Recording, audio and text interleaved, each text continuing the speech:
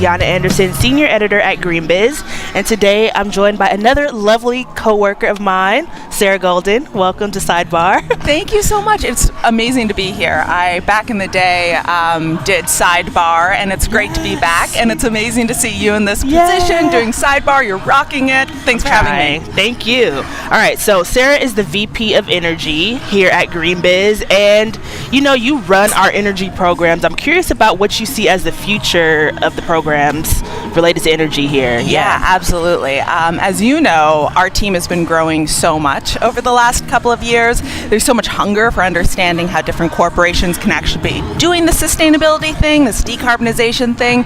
So one thing I'm incredibly excited about is that this year we've hired a buildings analyst to get deeper within our buildings program. In the past, we have looked at buildings as kind of like the subsection of energy, and a lot of the emissions from buildings are from energy, but there's so much more to it than that. Yes. There's the embodied emissions, it's how it's operated. And so I like that we're doing more programming that's looking specifically at that sector as its own beast. It's responsible for 40% of global emissions and should definitely be approached that way. And then we also are continuing to get deeper within our transport programming, which is a similar challenge where, energy is one part of the emissions, but that's not exclusively what it is. And some of the things that I'm looking forward to is getting deeper into the additional markets, which are the end use of energy. So we're going to be creating more programming that are looking specifically at the power grid, how we're going to be addressing transmission and distribution in order to get to 24/7 carbon-free energy, and the role corporations can play to be really scaling those firm and flexible and dispatchable resources that help us reach that deep decarbonization in the power grid, and also additional programming in industry. So we can look at these different manufacturing processes, be reducing their energy emissions, at the same time as looking at the manufacturing process and those process emissions as well. There is a lot to learn about energy, clearly. We are going to a sponsor right now, and we will be back with a conversation with Ajita Shah. Citizen Verizon is our responsible business plan for economic, environmental, and social advancement. And it's what inspires our climate equity work and our Verizon Climate Resilience Prize. Let's hear from one of our 2022 recipients, Hi-Fi. Their innovative solution is an easily deployed, solar-powered, wireless system that gives early flood warning to underserved and at-risk communities. Flood-prone areas and low-lying communities are looking for affordable, reliable solutions to help save lives. Verizon support has definitely been a game changer for us. We've been able to scale, and that 5G network has enabled us to reach out to communities even quicker than we could have imagined. It makes us at Hi-Fi feel really great to know that our technology is helping to save lives out there.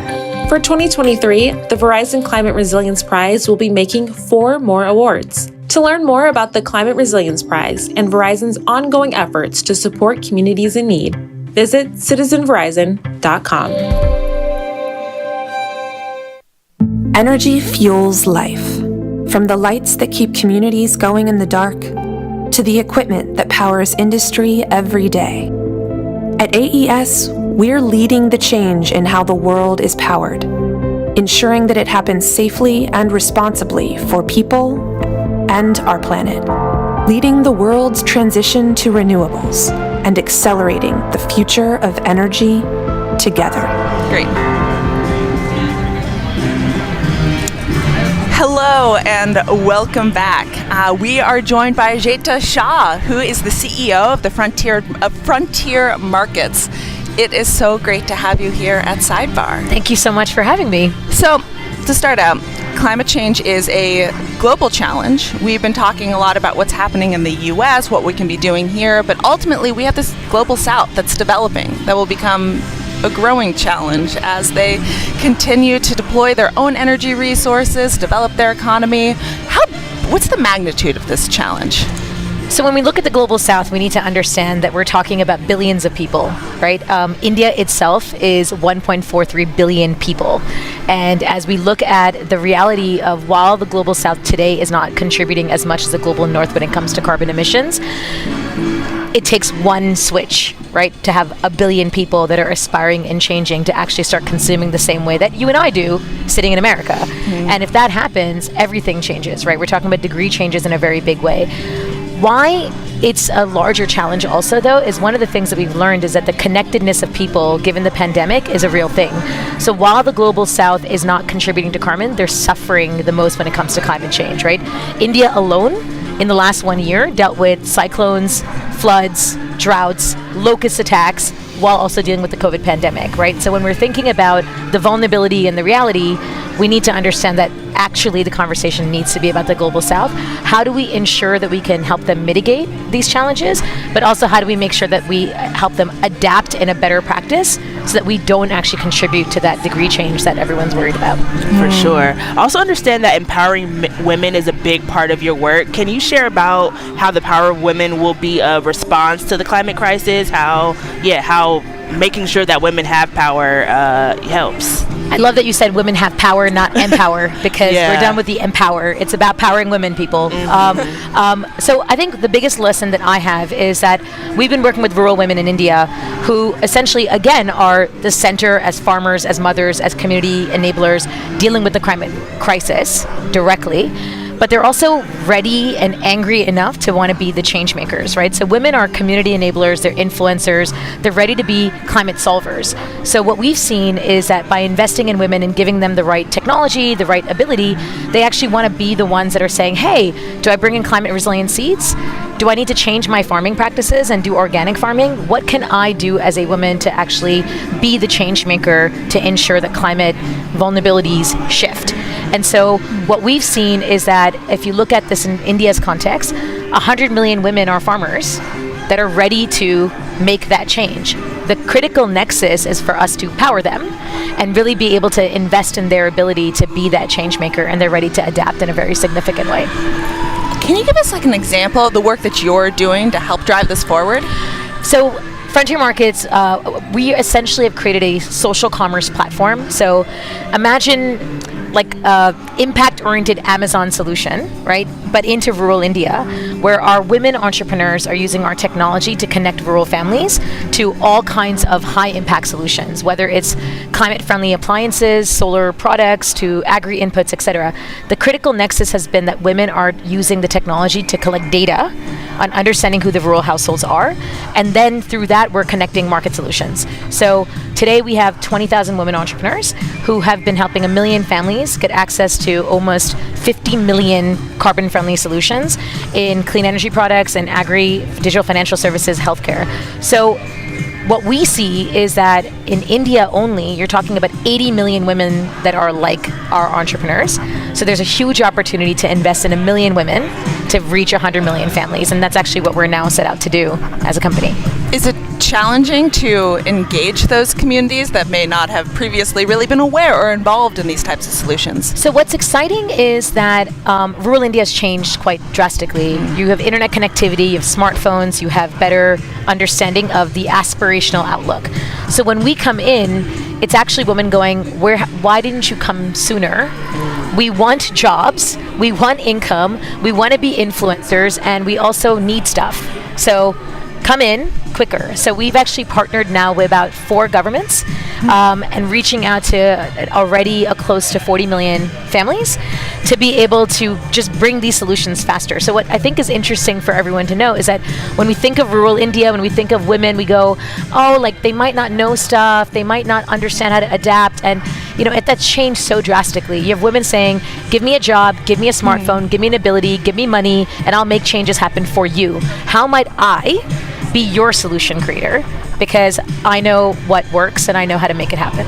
Yeah, incredible. Well, we look forward to hearing more from you on the main stage today. Thank you so much for joining us on Sidebar. Thank you so much. Thanks. That was great. Thanks a lot. Thank you. Now a word from our sponsors.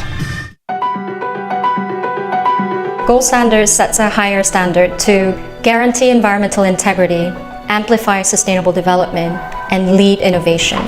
Gold Standard's vision is climate security and sustainable development for all.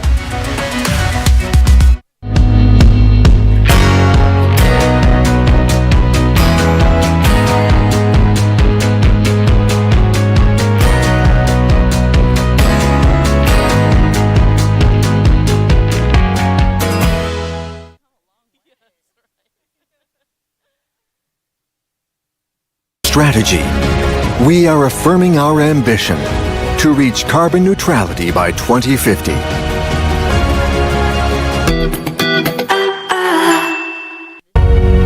It's the things you can't see that make all the difference. Making things work, no matter what. The systems the world depends on for life itself. Making the invisible invaluable. That's what we do at Black & Veatch. We're building a world of difference. 1 minute, 2 minutes, somewhere there. All right. Yeah. Hello, welcome back. We are joined by Dana Redden, who is the founder of Solar Stewards. Welcome to Sidebar. Thank you. Thank you for having me. Yeah. So I understand that Solar Stewards creates opportunities for renewable energy markets and making sure that it's equitable. Can you just share a little bit more about what the opportunities are there? Absolutely. So unbundled RECs, we know, have been so successful in the development of renewable resources. However, really hasn't had the opportunity to touch historically excluded communities because those projects are typically small and need a little extra help. And with social renewable energy credits or social RECs, we're able to bridge that gap. What is a social renewable energy credit? Sure, it's like any traditional REC, utilizing the same registries, but recognizing that these projects need an additional price point and a longer term to be impactful. Also, most important, that social REC revenue is passed directly to communities and projects that serve historically excluded communities, so they're able to really participate in this clean energy revolution in an economic way. So Dana, you know I am a huge fan of your work. I'm a huge fan of you. And I know you've run a couple of sessions here that is engaging corporations and what in the role they can be playing to bringing these benefits to more communities. Can you share a little bit about what corporations should be doing or where they should start to better make sure those impacts are evenly shared? Absolutely. So it's amazing to see the leadership role that corporations have taken in the development of renewable energy, and now they can take that same leadership when it comes to the equitable distribution of these assets in communities. So just a small, finding a small project, it could be large too, but a small project to start out with that really resonates with your brand. If you're an agro company, maybe you want to do something with agrivoltaics. If you work in consumer goods, maybe you want to do something with gaming and how people play with your tools in their home, for instance. So there's such an ability to match your brand with projects that also serve the communities and employees that need to experience renewable energy just like everybody else. Yeah. Go for it. I understand that you all work both here in the U.S. and internationally. I'm curious about where you see the opportunities for more renewable energy, like what regions? Well, thank you for that really important question, because as we look to COP in a couple weeks, there's a real conversation about restorative justice here in the U.S., but also internationally. We know that, there's a lot of countries that didn't contribute to this climate crisis, but are feeling those disproportionate burdens. So the UN has that definition, least developed country. The verbiage could be explored a little bit there, but that being said, we do have a role for leading nations to really participate and help those countries not only transition but mitigate those damages, like island nations. Let's look at the Caribbean, for example. Several countries in the Caribbean are looking at that IREC standard, or International Renewable Energy Credit Standard. So now they can participate in the markets that have made continents like North America and Europe leaders in renewable energy development. Yeah. I know sometimes it's hard for corporations to start on that path. There's sort of an idea of like, well, why should I be paying for this? Or, they're working on thin margins. They're kind of like, well, this is a global problem. What's it like? Why would I be responsible for this? How do you work with organizations, or like, what's the framing of this that shows that this is really incumbent on all of us to be addressing? Yeah, and that's really critical to really identify that we all have a role here. So with Solar Stewards, you have the opportunity to really look in your sphere of influence, looking at your hometown, is that school district or municipality outfitted with, the latest in solar and storage? And we do focus on distributed energy resources resources for that localized opportunity. But really starting close to your brand and your individual footprint. But it is a collective issue and problem that we're all going to face the ramifications of. And so that's important to really identify. Yeah, we only have a couple seconds left, but I want to know, where should corporations get started? Find that community that you want to partner with and start having those conversations, and also make sure to give historically excluded communities the opportunity to engage in authentic ways. Great. Dana, thanks so much for joining us on Sidebar. It's been amazing to learn more. It's been fun. Thank you very much. Thank you. Now a word from our sponsors. Your company committed to net zero. Now what? No matter where you are on your net zero journey, PwC can help you turn theory into action. Your stronger, more sustainable future begins now. Your supply chain can be a tricky game of opportunity and risk, and selecting which green initiatives to invest in only makes things more complicated. Developed by ThoughtWorks, Strategy Augmented is a human-centric methodology, allowing you to explore the potential impacts of strategic initiatives like sustainability. From carbon emissions to operating costs and profitability, users of Strategy Augmented can play what if at a collaborative level. Leveraging machine learning, users in any industry can map out their organization and test variable changes to discover and optimize alternative futures, which helps build a sustainability roadmap with quick wins and longer-term initiatives that accelerate progress towards net zero. Strategy Augmented is ThoughtWorks' approach to solving your organization's sustainability what-ifs. And when you can solve the what-ifs, you can achieve the extraordinary. Visit thoughtworks.com for more. So this is the last day. Welcome back. We are joined by Vic Shaw, who is the CEO of BP Pulse. Welcome to Sidebar. It's great to be here. Yeah. So I understand that BP Pulse is a turnkey EV company. I'm curious about exactly how that works for companies that have electric fleets. Sure. Well, we've worked with hundreds of fleets all across the U.S., and we've yet to encounter a single fleet operator that standardizes on one make model of vehicles, meaning everybody operates a mixed fleet, different OEMs, different vehicles, different chargers, and our prerogative is to make sure that the scenario works reliably, uptime guaranteed, known cost of energy, so that our fleet customers can scale. And that's really the challenge right now in the industry, is that there are a lot of pilots, but there isn't enough fleets that make 100% commitment doing it at full scale. This is something I've talked to so many corporates about. People are excited about electrifying their fleets. Like, it's one of those solutions that makes a ton of sense. It reduces emissions. It can be a lot cheaper to operate. Sure, there's some transitions in how you operate things, but then it seems like there's this barrier around the charging infrastructure. And I also recognize another huge challenge is the transmission and distribution, that interconnect, like getting into the grid. So can you talk a little bit about how you're helping overcome that challenge, or what opportunities you see to overcome that?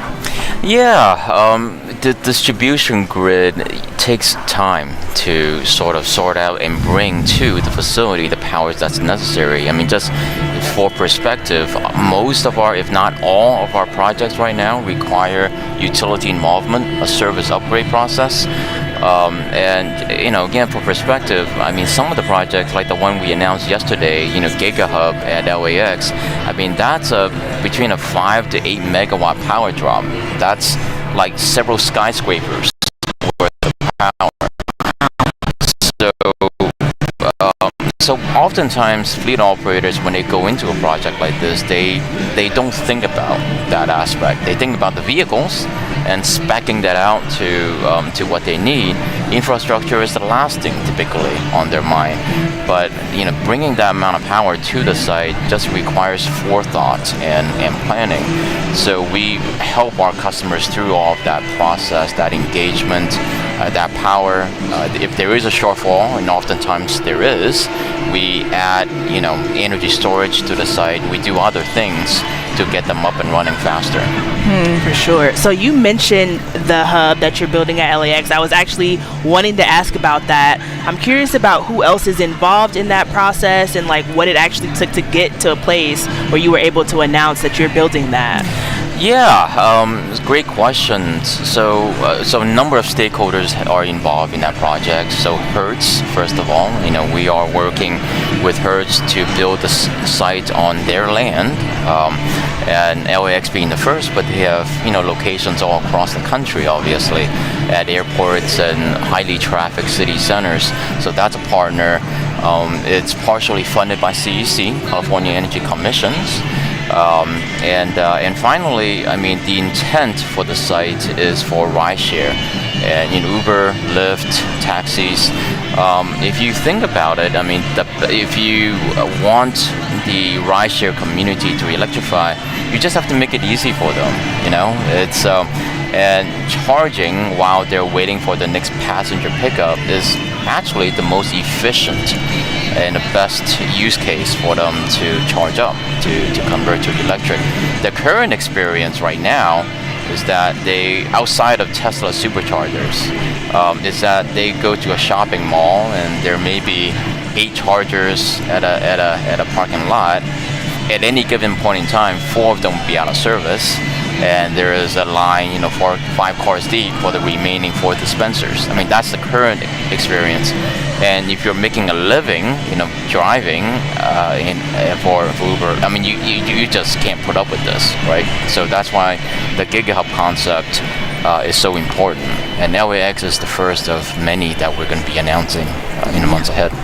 And it sounds like that project really took a lot of collaborations between different stakeholders. You're talking about the private sector, public sector, the California Energy Commission. And I also recognize California has this law coming down where we aren't going to be selling new ICE vehicles, internal combustion engine vehicles, by 2035. So it seems like these hubs are incredibly important. Is the public sector always necessary to make this happen, or are there also the opportunities for just the private sector to be driving this forward? What's the role of that collaboration?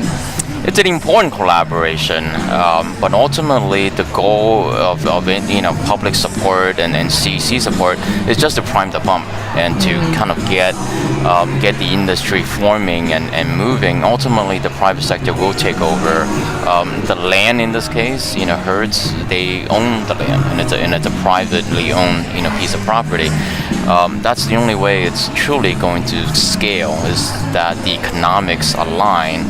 And the private sector can take it and run with it. What is interesting about the rideshare use case is that it's the first time that a lot of drivers and passengers too get to experience an EV, and they take that with them and they carry that forward and they buy their own EVs once they've experienced it. It's particularly important in this case for LAX because of the 2028 Olympics. We want this fully up and running. It's going to be the very first time people flying into LAX are going to experience an electric ride, and it's kind of cool that way. Mm-hmm. Yeah. Definitely. Yeah, ride sharing was actually one of the first times I was in a Tesla. I definitely resonates with me. I'm curious about if there's any other challenges in the EV space, specifically with charging, that you're paying attention to, that you're seeing people actually respond to in a way that's helpful.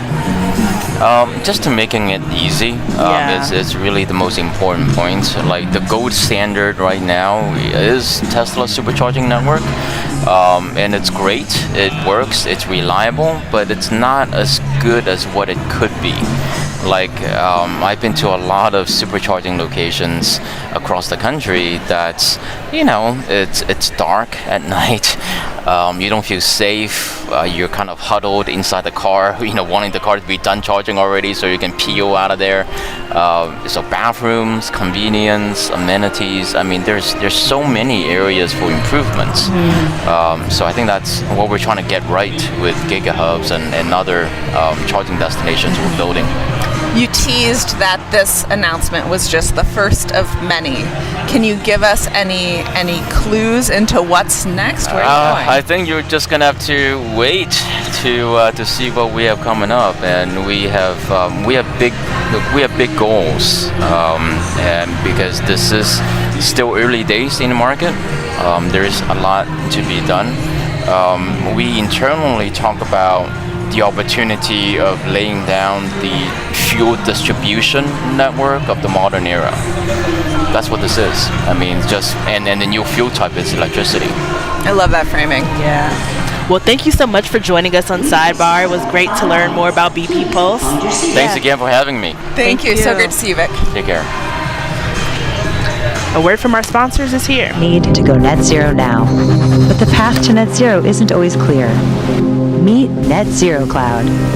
Reducing carbon emissions is everyone's business.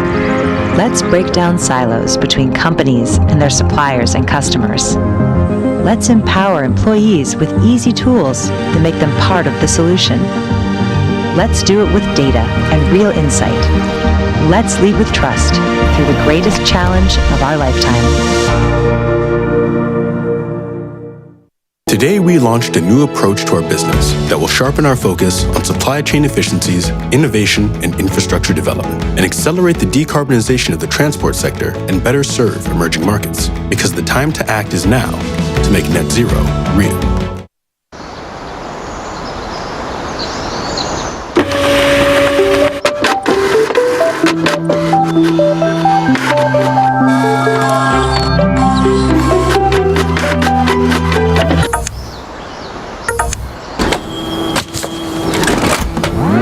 Who would have thought printing could lead to growing trees?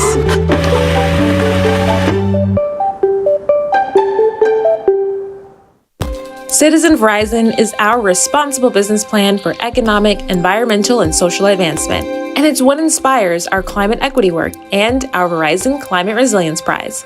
Let's hear from one of our 2022 recipients, Hi-Fi.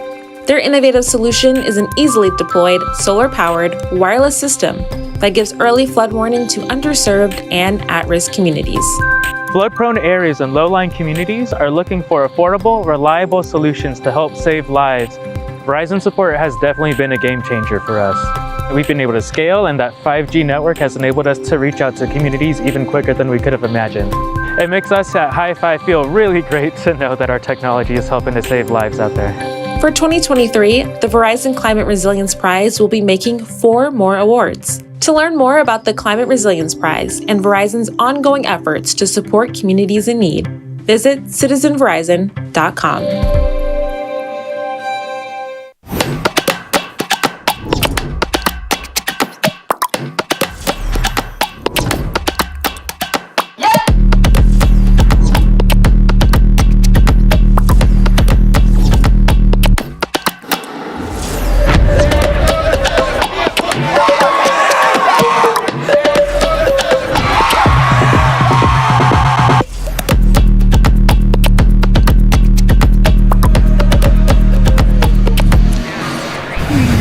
All right, thank you again for joining us for Verge 22, Day 3. So we have a few more sessions, I think about an hour and a half more of keynote conversations. Do you want to shout out one that you're looking forward to? I'm really looking forward to the conversation with Ajita Shah, who you all just saw is incredible and doing amazing work. She's going to be in conversation with Danny Kennedy, who's one of those climate heroes of mine. He went from like the direct action world to founding Sungevity to being now the director of New Energy Nexus. That's really thinking about how we can be like expanding clean energy and new economies. So I can't wait to see what they talk about. Yeah, I'm looking forward to that too. I'm also looking forward to a conversation that will be moderated by Joel McCower with Mo Gaudat, who, and Joel just passed by, that's who I was waving at. Mo Gaudat, who is a former chief business officer at Google X, and also Clover Hogan, who started Force of Nature, which is a nonprofit that really elevates youth climate activists. So I'm looking forward to that. I think climate activists are important in this movement, and they can push companies forward and make sure that they actually do what they say they're going to do. So 100%. looking forward to that. And Yeah. I just generally, like, the keynotes have been incredible this year. It's so great to be back, like, in person, and like the energy of this room. So I can't wait to see how it wraps up. Yeah. So we have a little bit more time before the keynotes are starting. I'm curious about what have been your takeaways from the sessions that you've attended so far. People like being together in person. It's the attendance of some of my sessions have just been amazing this year. I mean, okay, first of all, there is so much content here that I can only see this itty bitty slice. Like, I've worked on 2 sessions per a block, as have 6 other people. So there's up to 16, 18 concurrent sessions. So I only get to see this itty bitty slice, but then seeing the people that are showing up to be talking about these like wonky, deep processes, like at so early in the morning, like 9 a.m., the room is packed of people wanting to understand how to better calculate scope 3 emissions on different protocols and looking at like what categories account for what things. And it really makes me feel like there's like so much hunger right now to understand these things better, and it's so heartening to see that. It's awesome, and our keynotes are about to start. Thank you so much for joining us. We'll be back to wrap things up after the keynotes, but they are getting started now. Please welcome back to the stage your host, Shauna Rappaport.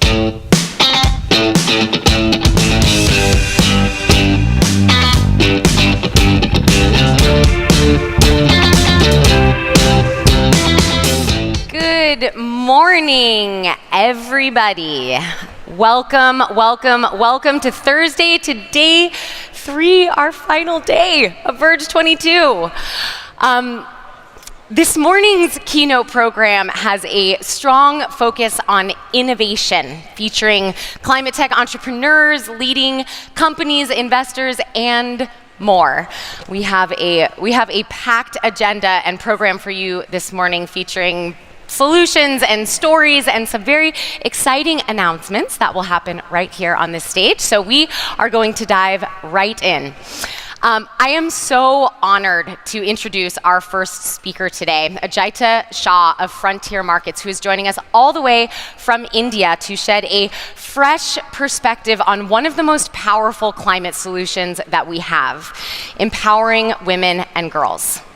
Following Ajita's Verge talk, she will be joined by another rising star from the Global South, Leandro Leviste, who will be beaming in live from the Philippines, as well as New Energy Nexus's one and only Danny Kennedy, for a conversation about the next generation of climate tech entrepreneurs that are transforming markets and transforming lives. So please join me in giving a very warm welcome to Ajita Shah.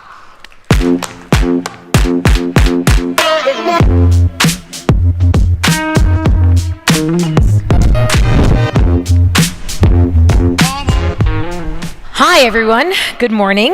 Thank you again, Shauna, for that warm introduction. It's great to be here in California amongst what I believe are community leaders that are all really thinking about where is the nexus between climate change, solutions, and how people get affected by it. I think the current pandemic has gotten a reality of our connectedness, where actions and events in one part of the world can actually have an impact on another part of the world. I will look at this with the Global South perspective. So the Global South today encompasses literally the world's largest population, yet are not contributing as much as the Global North when it comes to carbon emissions. Climate change, however, has impacted the Global South in a very significant way. When the world was dealing with economic and humanitarian crises during COVID, in India, 1.4 billion people were dealing with climate calamities, from droughts to locust attacks to cyclones to floods. In fact, India today is the largest flood hotspot in the country, followed by the US and China. And we can all understand that this is an important nexus for all of us, because let's be real, climate change is a man-made problem, and I'm here to tell you that women will solve it. So the bottom 50% of India literally own nothing. They're not the carbon contributors, yet they are the most vulnerable when it comes to climate attacks. And we have to understand that if we don't react quickly to reach 800 million people to make better decisions and equip them collectively, we're talking about a massive disaster that's about to ensue. And I'll tell you why. Because those 800 million people, rural India is rapidly changing and growing. With internet connectivity, smartphone access, and aspiration, they're actually ready to be the future consumers of the world, which means that 800 million people will start contributing very significantly to the climate problem. Because let's face it, 800 million people have a shared connection reality. They all want to be economically empowered. They all want to have a better life for their children. They all want a life of dignity. And they want easy access to convenience of things that they want. They are just like you and I. They want an easy life. So what happens if rural consumers start consuming the way that you and I consume? It's going to be a disaster, folks. And the reality is that there's an opportunity right now to be able to understand this generation of consumers that are actually kind of different. We can influence them to adapt and behave potentially differently. The critical nexus is incentives and influence. How do we influence rural customers to adapt and purchase in a different way that allows them to be climate and carbon friendly? To respond to the old adage that customers are kings, I will tell you that rural women are queens. We've learned that when you invest in women, they're a massive community connector, they're a trust builder, and they actually, if given the right tools, are ready to behave in a certain way that is a lot more empowering, impactful, and beneficial. This is what we've understood at Frontier Markets. We've been looking at women as influencers and people that are game changers. We've built a strategic initiative where we've worked with 20,000 women entrepreneurs who we call Saral Jeevan Sahelis, or Easy Life Friends, who've been using our technology to connect over 1 million families to climate-friendly solutions by leveraging data and understanding the challenges that they face. Today, these women have been able to help us understand who this rural customer is, what are the challenges that they face, and how do we design impactful solutions at scale. And we've been able to prove that you can do both good and make a lot of money. We've been a profitable business that's been able to help rural customers really reach the right solutions to the right people at the right level at scale. But the point here is that we need to understand women. So women are community enablers. They are incredible influencers. But every time you hear about women, we kind of start talking about empowering women. Let's talk about the fact that women are already powerful, that they actually already have a nexus and ability to actually make changes happen, and we need to invest in them versus try to find their flaws. Because the fact is that around the world, women are influencers, they're decision makers. When it comes to household consumption, digital financial services, healthcare, they actually are the ones that are making choices and decisions for their families. So if we start understanding the position of women and the power that they play, it's a huge opportunity. Because she is a mother. She's also a farmer. She's a community member. She's an educator. And my favorite, she's a powerful entrepreneur. She's an enabler, she's an influencer, she knows how to connect people, and she's highly motivated to be an impact creator. Do you know why? Because 90% of women's money, when they earn it, they reinvest it back into their families, into their communities. So what about climate? Well, if we give her the right tools, she can become a climate solver. And we've seen it. An instrumental person that's looking at climate resilience, adaptation, and change. So meet Anita. Anita is a farmer, a mother, a person in a community who lives in Uttar Pradesh, which is India's largest state in the country. She's grown with climate realities. She's dealt with crazy seasonalities from floods to droughts. She's a farmer and she's lost almost 50% of her crop yields due to the damage that climate has created. So much so that she's insanely indebted to moneylenders, and her husband had to move from his village and become a migrant laborer just to cover that cost. Anita became a Saroj Jeevan Saheli, and she immediately used the technology and reached out to another 1,000 women and said, hey, are my climate challenges the same as yours? Are we facing the same realities? Collecting data, Anita helped us create business opportunities. We immediately partnered with clean tech companies, with climate funders, with ag tech companies, and we said, hey, let's introduce some cool solutions. Today, Anita has helped over 1,000 rural women adopt to organic farming, reduce pesticides, create climate resilient seeds, and sold solar appliances. All of a sudden, she's been a carbon reducer, she's been a family creator, she's been an income provider, and ultimately, most importantly, she's helped all of us make money and impact.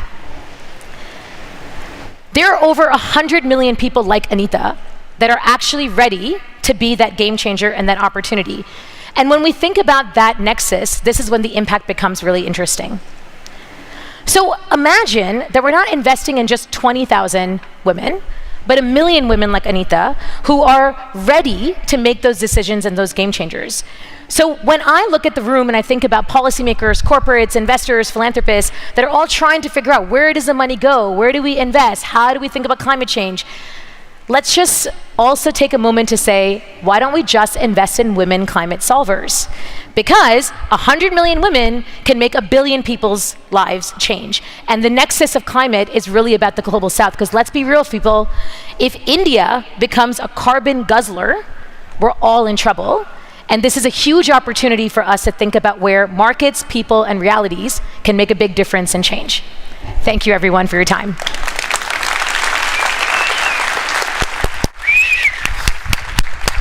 Yay. Hello, virgins. Can I say that? Verges. My name's Danny Kennedy. I'm the CEO of New Energy Nexus. I have the great privilege of running a team of 120 some people around the world supporting startups to succeed. Diverse entrepreneurs, driving innovation, building equity into the global clean economy. And it's just a privilege to be in this role because I get to work with people like this. Give it up for Ajaita, Leandro, who you're about to meet, and also all the starters and founders and entrepreneurs and startup team members that are here in the halls, the Third Derivative crew, the Aussies that have showed up in force at this Verge. It's what will really make us succeed in these climate solutions.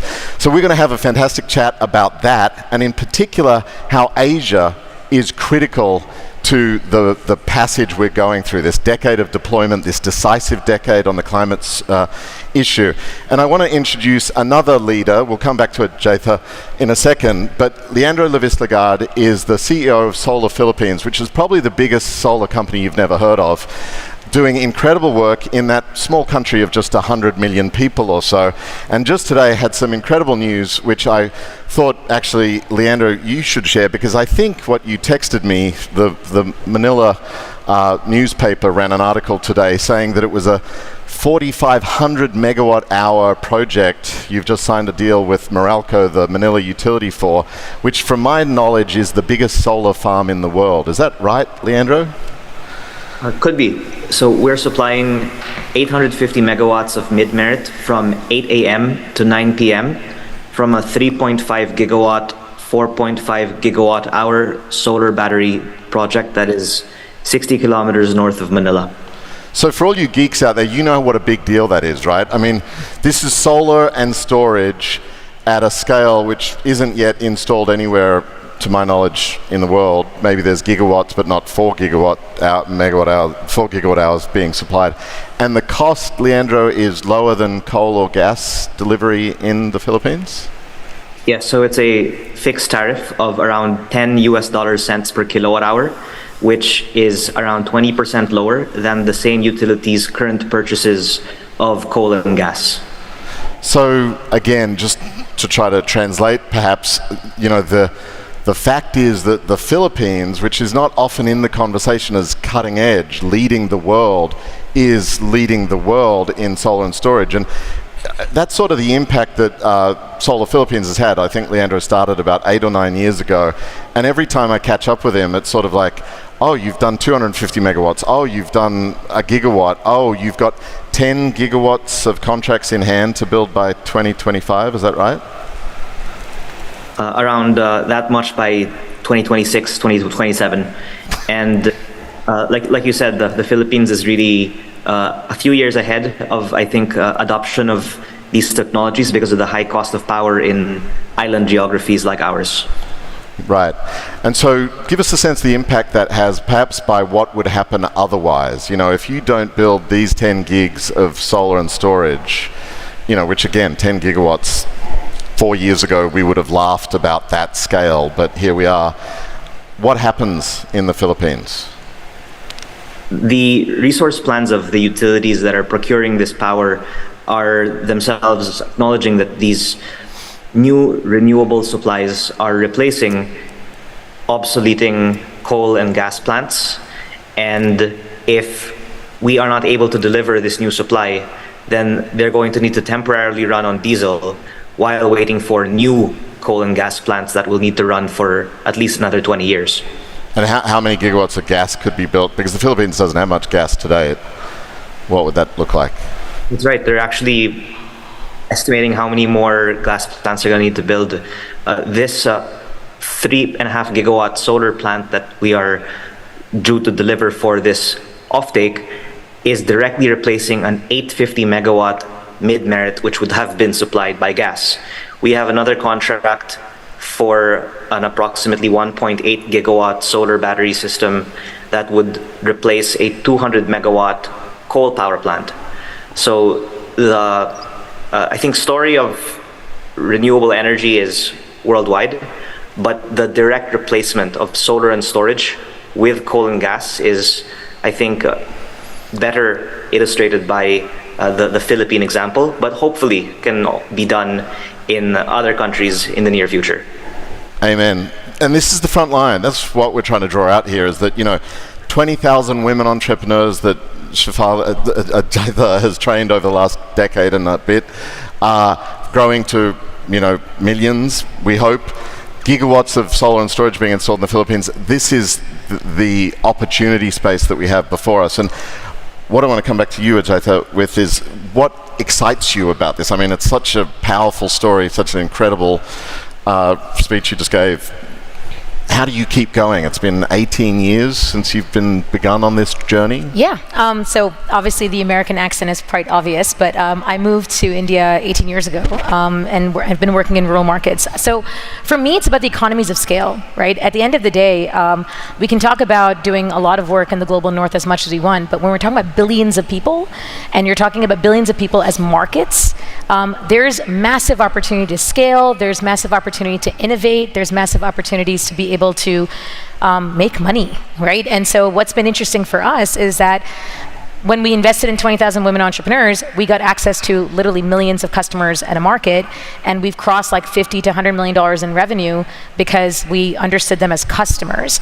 And I think that what we're realizing is the larger the platform becomes, so from 20,000 to 1 million women to 100 million families, you have power.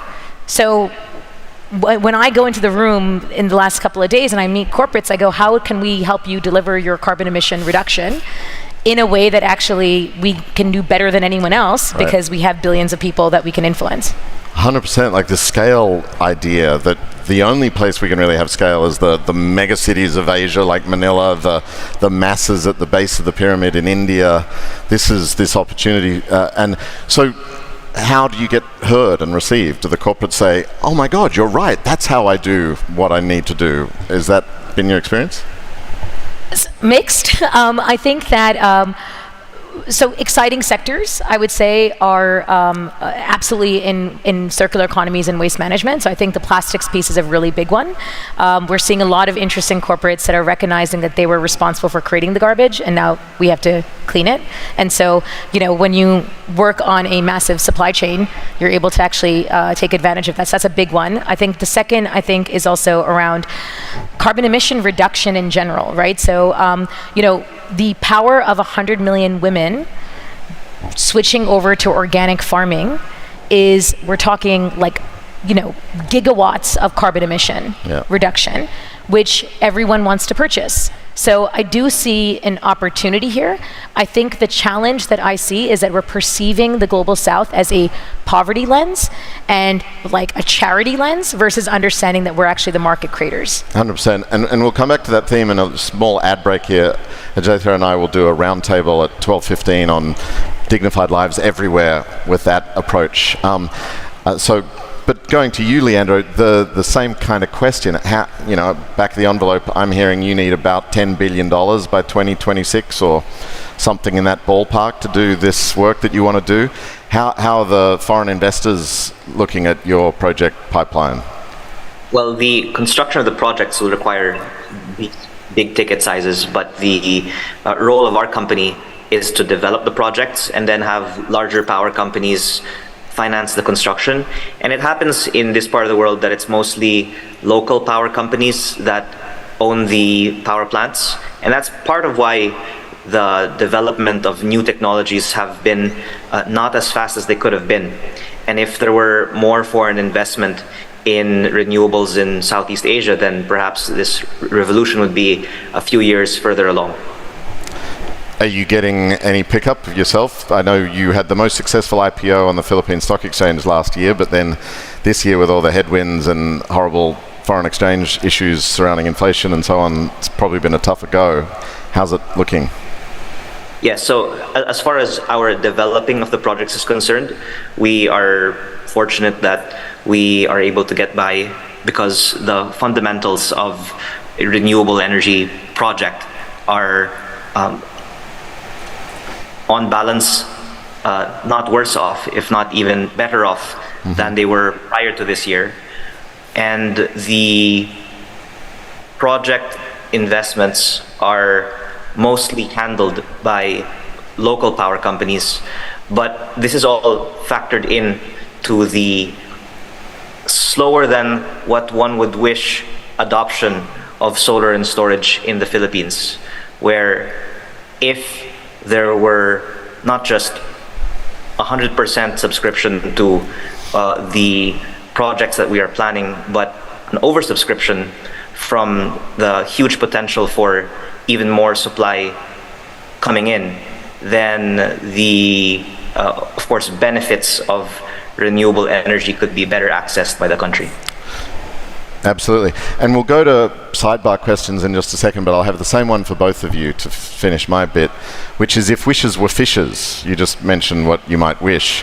What would you want right now? And I'll ask you the same thing about your 100 million women ideas. But Leandro, you first.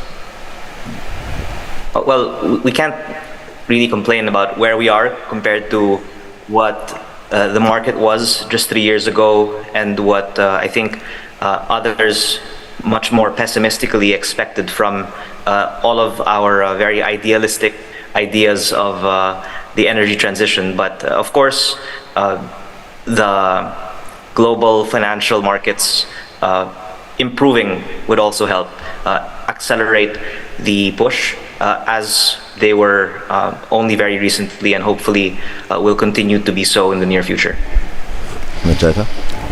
So we're in this really interesting nexus of announcing investing in 100 million women, and for me the numbers are amazing because it's actually only like $1.50 per woman, right? Like we're raising $150 million to invest in 100 million women. So like the numbers are stupidly small, but the impact is massive.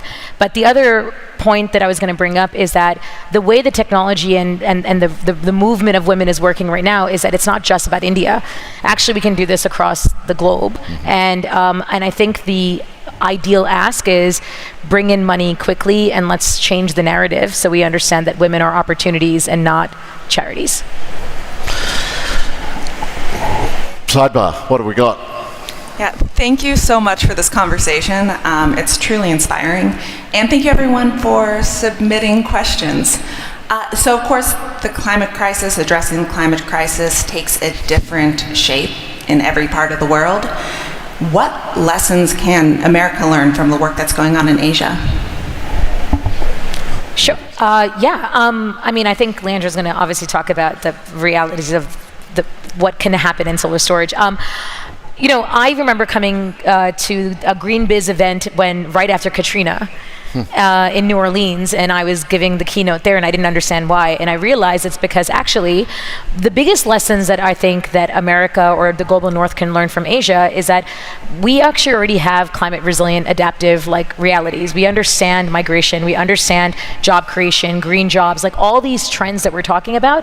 Actually, Asia's already implemented a lot of them, and the complexities that come with Asia in terms of the market opportunities are where we can probably help shape a different way of where capital gets invested, where jobs can be created, where we look at ways to also survive climate calamities because we've been through it kind of all. Absolutely. Leandro?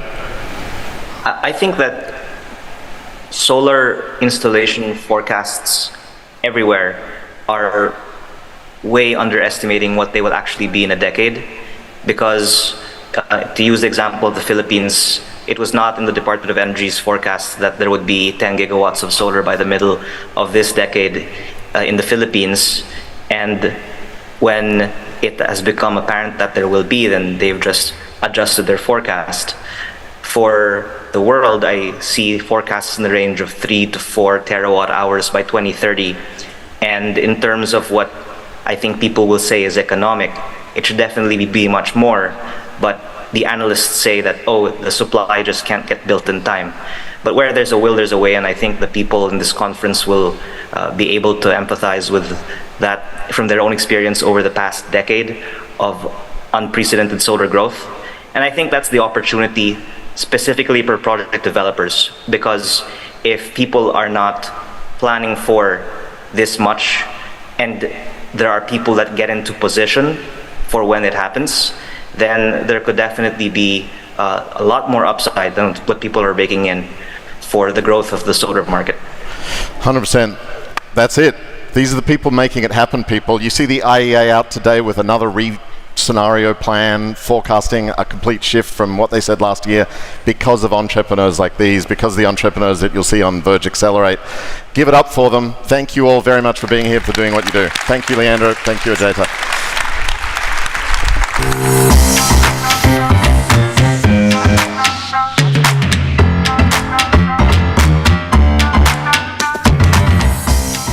How freaking inspiring is that conversation, and so important to hold the global perspective.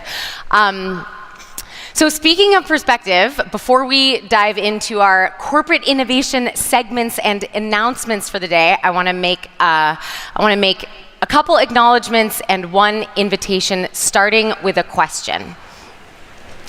How many of you feel like when you close your eyes, you can envision the future when we don't solve the climate crisis?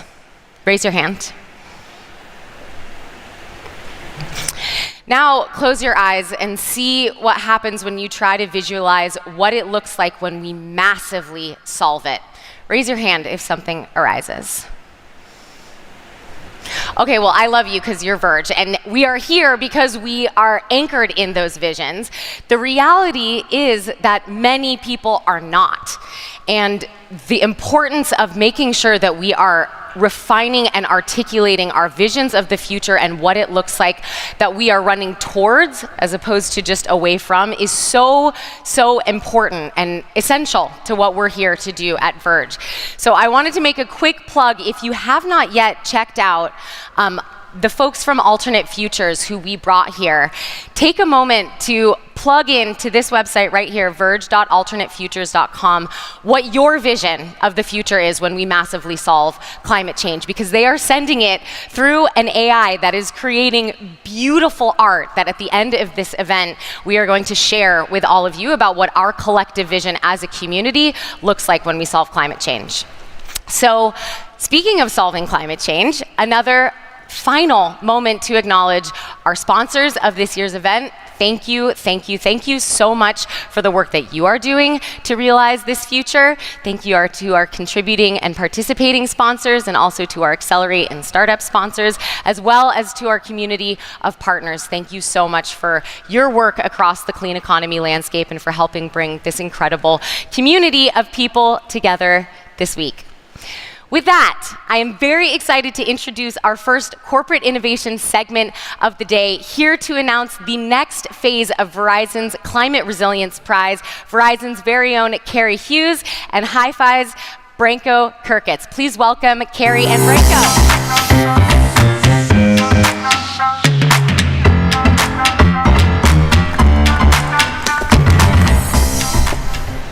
Hi, everybody. It's really exciting to be here today. Thanks so much for having us. I'm Carrie Hughes. I am the Director of Social Innovation at Verizon. And at Verizon, we have a responsible business plan for our company that we call Citizen Verizon. And Citizen Verizon is about leveraging the power of technology to enable economic, environmental, and social advancement and move the world forward for all. So as part of this responsible business plan, we have a focus on the planet, and within that we want to help protect the environment, and that includes our own company's goals around, and our obligations around our carbon footprint, etc. But we also really want to help with this issue of helping to mitigate climate change. And in particular, what we want to focus on here is really supporting under-resourced communities become more resilient to the increasing climate events that are occurring in those communities. And we want to do it in such a way that invests in the community. So by going into that community, creating new jobs, supporting small businesses. So with that formidable goal, last year we partnered with GreenBiz to create and launch the very first Verizon Climate Resilience Prize. This prize awards funding to innovative startups who are using advanced solutions to help communities become more resilient to climate change. So what I'm really excited about today is I have one of the winners of the prize up on stage here with me today. His name is Branko Kirkez. He is with a company called Hi-Fi, and Hi-Fi uses advanced sensor technology to help address flooding across the Midwest. So I'm going to turn it over to Branko to talk more about their amazing work. Awesome, thanks, Gary. Hey everybody, I'm Branko. So just on behalf of our team in Ann Arbor, Michigan, we're super excited to be here. As Carrie mentioned, we make tech for flooding. That's kind of one of the things we focus on. That includes deploying sensors in communities, using the resulting data for real-time flood response, long-term climate resilience planning, and so we're just really excited to be here. We do this with a lens on environmental equity. So flooding is the leading cause of natural disaster fatalities in the United States, more than wildfires and wildfires and earthquakes put together.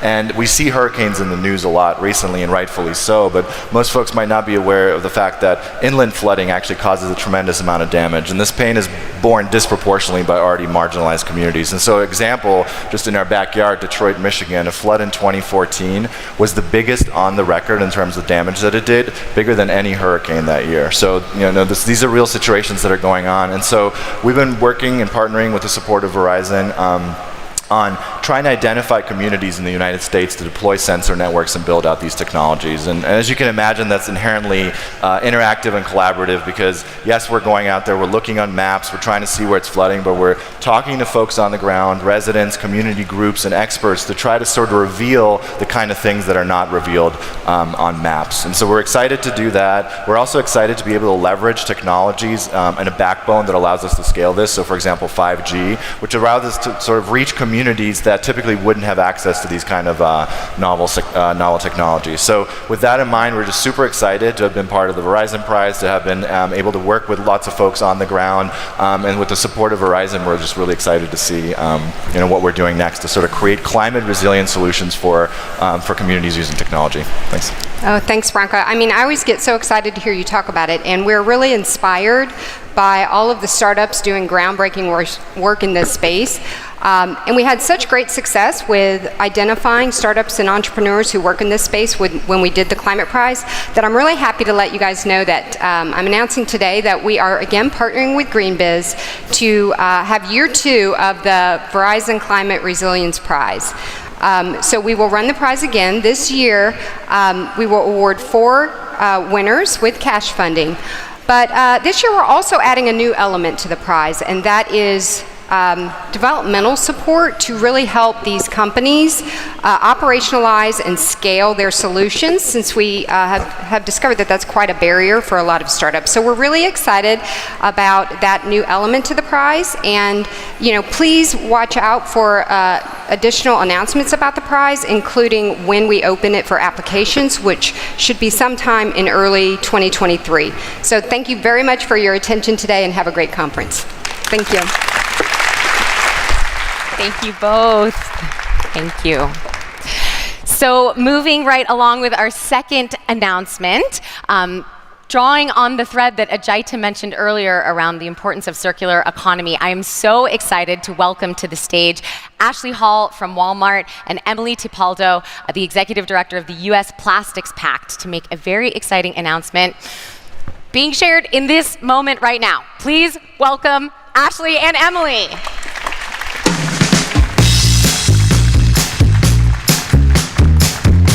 Thank you, GreenBiz. And thank you, Shauna. My name is Emily Topaldo, and I'm Executive Director of the U.S. Plastics Pact, a consortium representing over 115 businesses and organizations who are committed to the massive undertaking of building a circular economy for plastic packaging.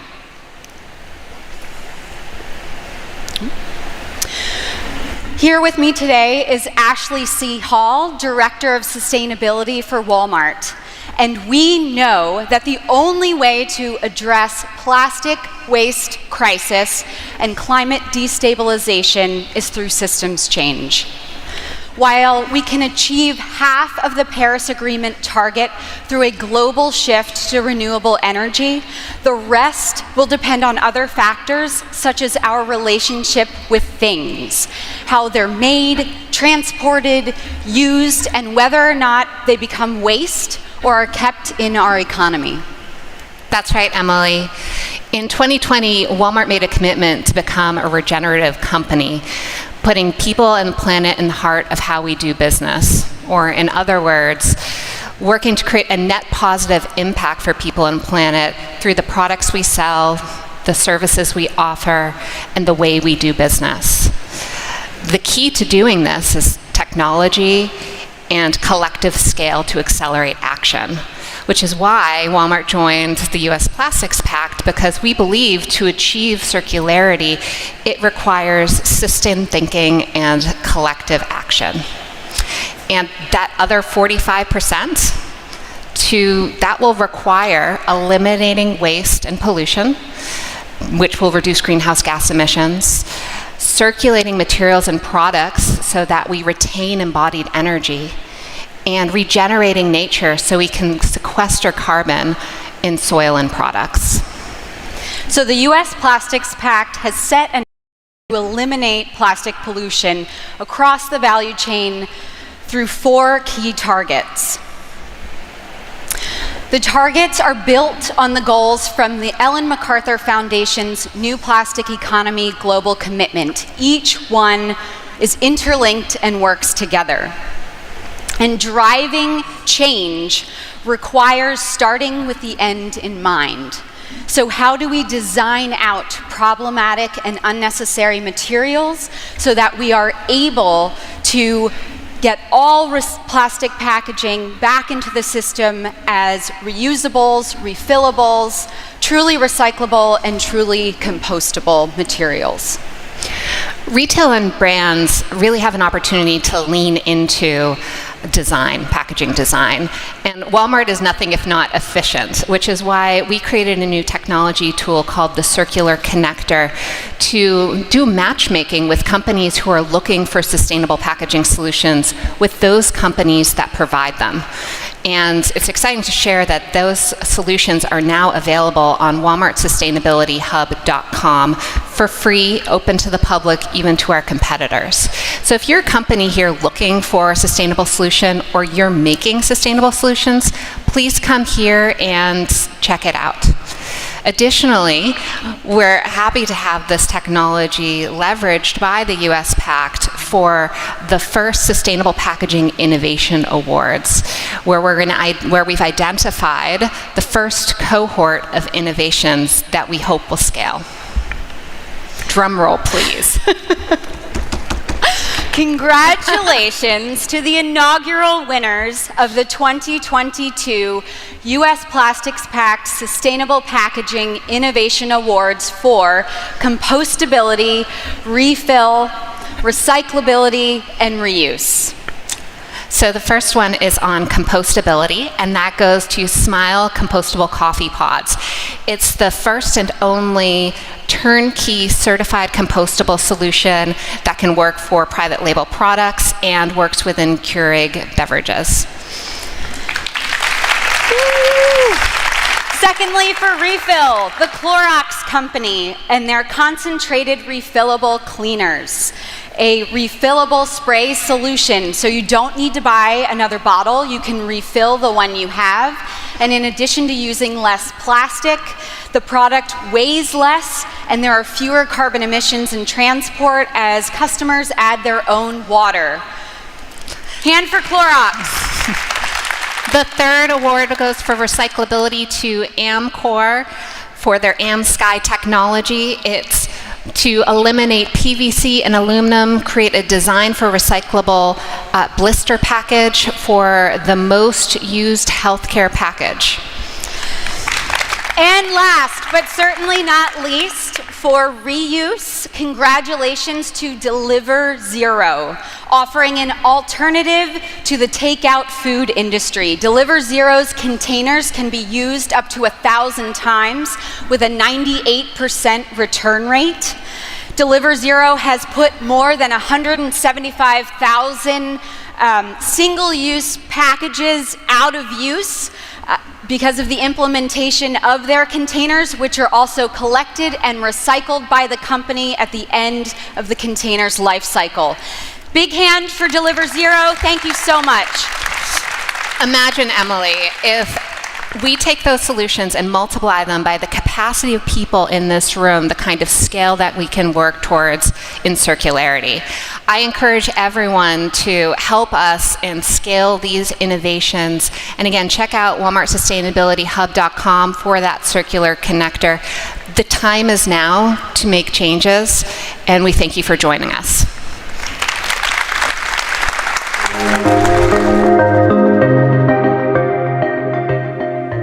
I'm Vartan Badalian, transportation analyst with GreenBiz.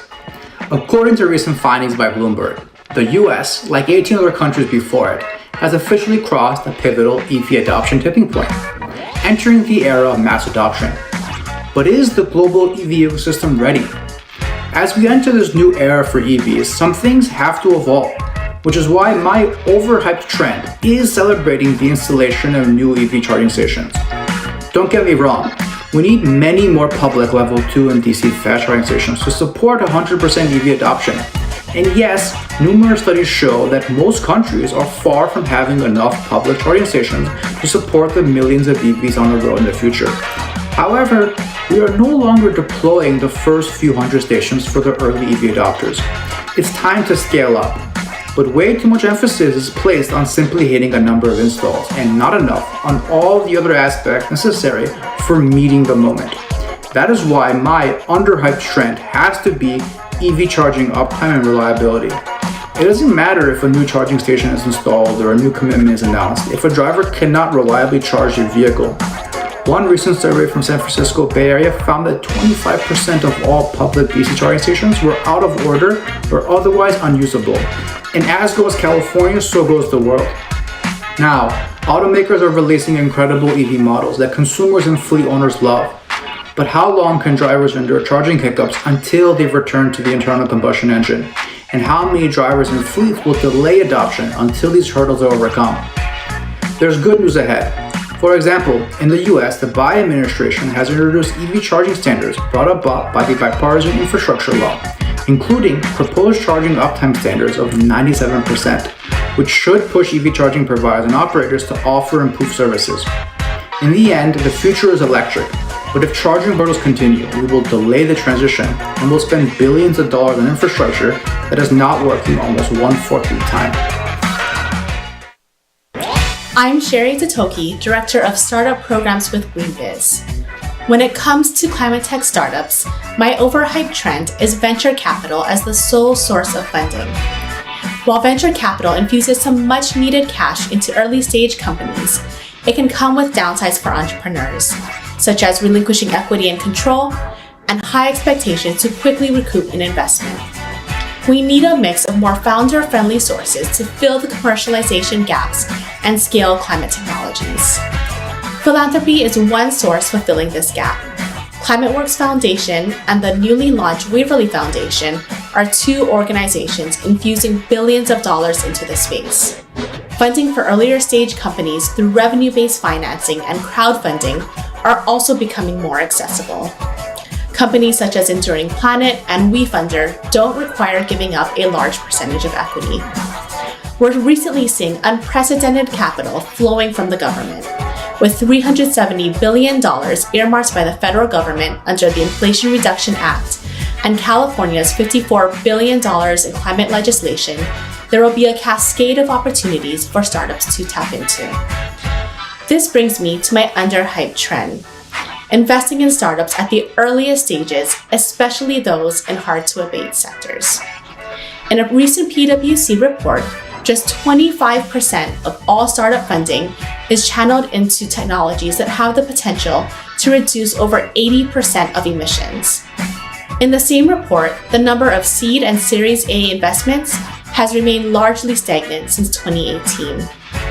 Industries such as shipping and the built environment are both highly polluting, yet underrepresented when it comes to funding due to their high capital costs and longer timelines. With PitchBook projecting the climate tech market reaching nearly $1.4 trillion by 2027, there's room for startups at every stage and sector to attract diversified funding and tackle even the highest polluting sectors.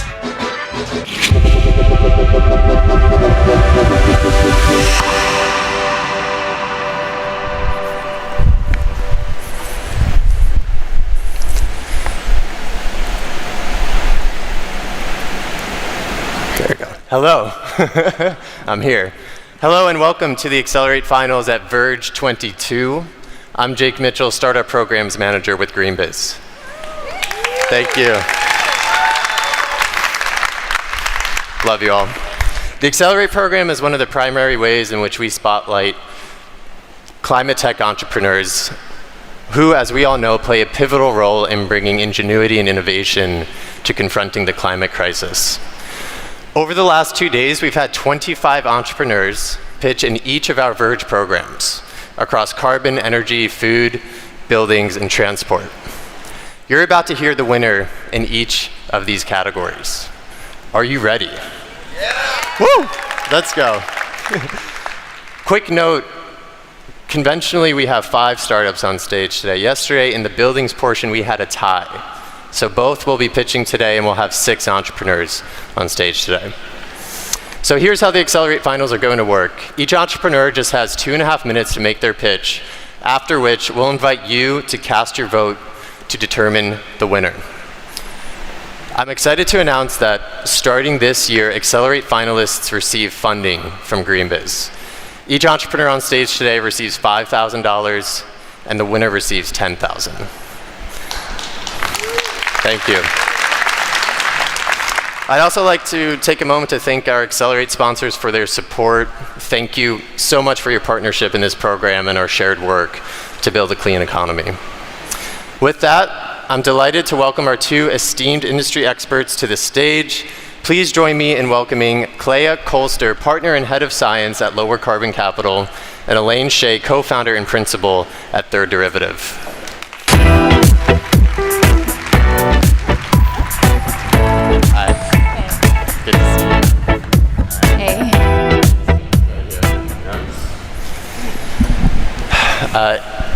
In a little bit, we'll be asking Elaine and Clea their perspectives on the startups today, so thank you so much to both of you for being here. Now remember, in the end, it will be up to you to decide who the winner of Accelerate at VERGE 22 is.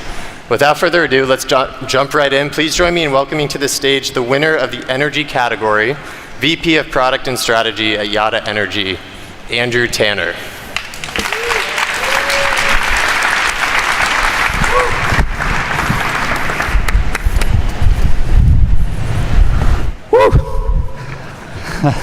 Lucky to go first. Well, good morning, everybody. My name is Andrew Tanner, and I am VP of Product and Strategy at Yada Energy. We envisage a world running on renewable energy, and the great news is that worldwide growth of solar has been exponential, but only for residential. The challenge is that for commercial buildings, they consume 75% of the nation's electricity and are responsible for 35% of CO2 emissions. Yet only 4% of them have solar, and even fewer have energy storage, which is the genesis of Yada Energy and our quest to make energy simple for commercial buildings. Our panel-level energy storage technology combines a phase-change material with ceramics to ensure that the battery never overheats on a rooftop, and the same technology suppresses any risk of fire, making it arguably the safest lithium-ion technology for rooftops. It pairs with our commercial 3-phase microinverter to form a safe, low-voltage DC architecture on rooftops. Better yet, it displaces concrete ballast blocks on rooftops, meaning that the marginal cost for installation is almost zero, and it's the industry's first plug-and-play solar plus storage system. Deploy as few as one battery, or as many as one battery for every single solar module, making it the most scalable and flexible approach for solar plus storage on commercial buildings. To complement these technologies, we have a range of commercial EV chargers which tie into the same Yotta Vision software platform and enable you to fill up on sunshine. But we realized that EVs were going to need to go places that they never could before. So we developed REV, which is a rapidly deployable EV microgrid solution that can also be deployed to support disaster relief and those locations hardest hit by climate change. And as you can see, it's also modular by design. We have an incredible team headquartered in Austin, Texas, with over a century of experience in clean tech and hardware. From an investor's lens, we're a Series A funded company with 12 months of runway. We'll exceed $10 million of sales this year and just opened up a $10 million note on our Series B. We are Yotta Energy and we make energy simple. Thank you. Thank you, Andrew. Thank you, Andrew. Next, we have the co-winner of the building section, CEO of Harvest Thermal, Jane Melia.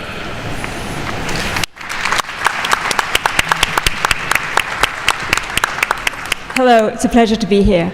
I'm Jane Melia. I'm the CEO and co-founder of Harvest Thermal. Buildings release over 1/3 of carbon emissions, as much as transportation. We urgently need solutions that limit their carbon impact. 2/3 of the energy used by our homes is for heating and hot water, and most of that comes from burning gas in our furnaces and water heaters.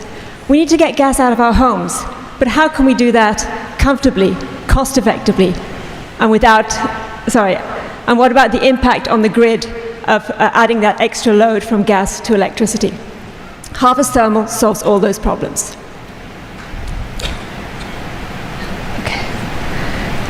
A Harvest system is made up of a standard heat pump and tank, as well as Harvest's unique patented controller, the Harvest Pod.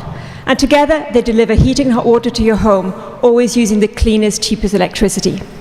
The Harvest Pod is the brains of the system. It operates the heat pump when electricity is cleanest and cheapest, stores that in a tank that it operates as a thermal battery, and then delivers it to your home as heating and hot water whenever you need it. And the results are outstanding. Every single home is reducing emissions by over 90% compared to gas, and by about 50% compared to regular heat pump systems. And we do that while cutting bills by up to 48% compared to gas, delivering a positive payback and a real possible path to home electrification at scale. And the systems are comfortable, delivering quiet, stable heat and meeting all your hot water needs. And what about the grid? Well, here's the emissions profile of an electric grid with high emissions and generation costs in the morning and evening, and lots of clean, cheap solar in the middle of the day. Regular heat pump systems operate at morning and night, increasing peak load and driving the need for costly capacity upgrades. Harvest Thermal system always use electricity when it's cleanest and cheapest, reducing emissions, costs, and supporting a strong renewable grid. And here you can see some of our homes deployed in the field, each and every one reducing emissions by over 90% while slashing bills. We're currently, as I speak, deploying in existing homes and will soon be deploying in new homes. We also offer services to grid operators and homeowners for recurring revenue. This is a fantastic time to be working in building electrification, and Harvest is poised to take a leadership role in this transformation. We really are best for your home, best for your wallet, and best for our planet. Thank you very much. Thank you, Jane. Next, we have the winner of the transport sector, co-founder and CEO of Moment Technology, Eddie Chang.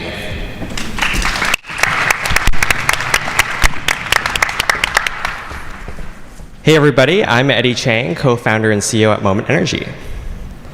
So currently, 95% of EV batteries are not being responsibly recycled, and this is due to the high cost of recycling. And at the same time, we see that there's an average of 80% life left when they are retired from the electric vehicle.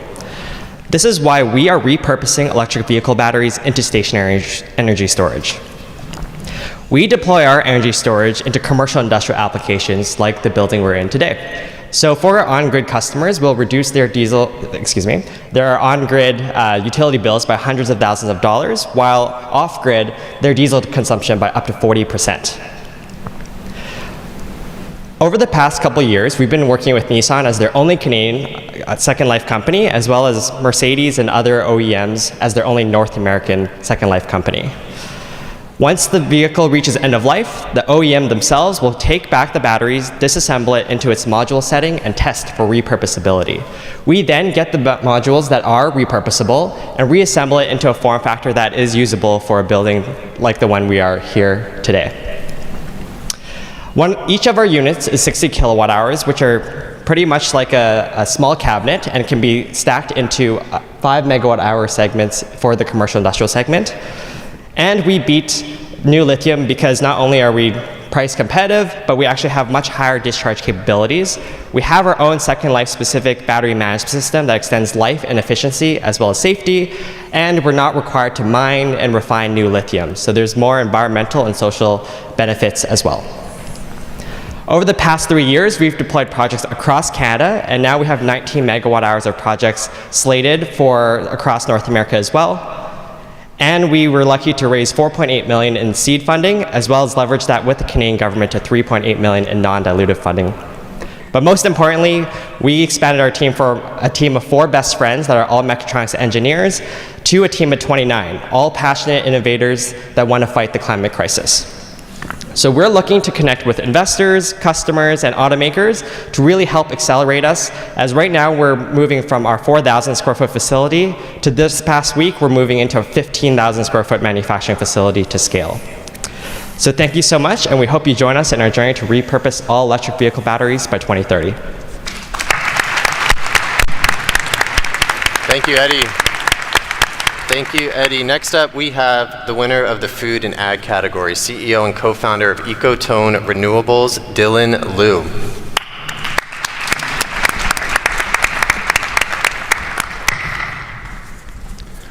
What if I told you that this apple could be so much more than just food waste? Well, at Ecotone Renewables, we are sustainably converting food waste into powerful liquid fertilizer.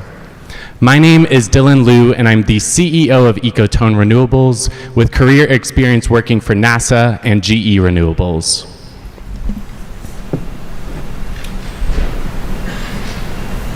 We are tackling the $2.6 trillion cost of food waste to businesses and consumers and turning it into an opportunity. On the impact side, food waste emits over 8% of global greenhouse gas emissions, which for reference is more than all airline industries combined. The problem is huge, and our solution is intentionally sized to solve it. The patent-pending Zeus fits in a neat 8 by 20 foot shipping container and fits perfectly right next to a restaurant, grocery store, and apartment building. 10 tons a year of food waste is inputted into the system through a trash chute, and 50 gallons a week of our signature soil sauce organic fertilizer comes out for us to sell business to business at $10 a gallon. The system cost is $50,000, so it works out to under a 2-year ROI for a system that has a 20-year lifespan. We are already generating revenue with 2 systems up and running in Pittsburgh, Pennsylvania. The first, a partnership with the city, as well as Industry Public House, which is a great local restaurant. We are currently building 3 more systems getting launched next month at a hospital, food bank, and farm.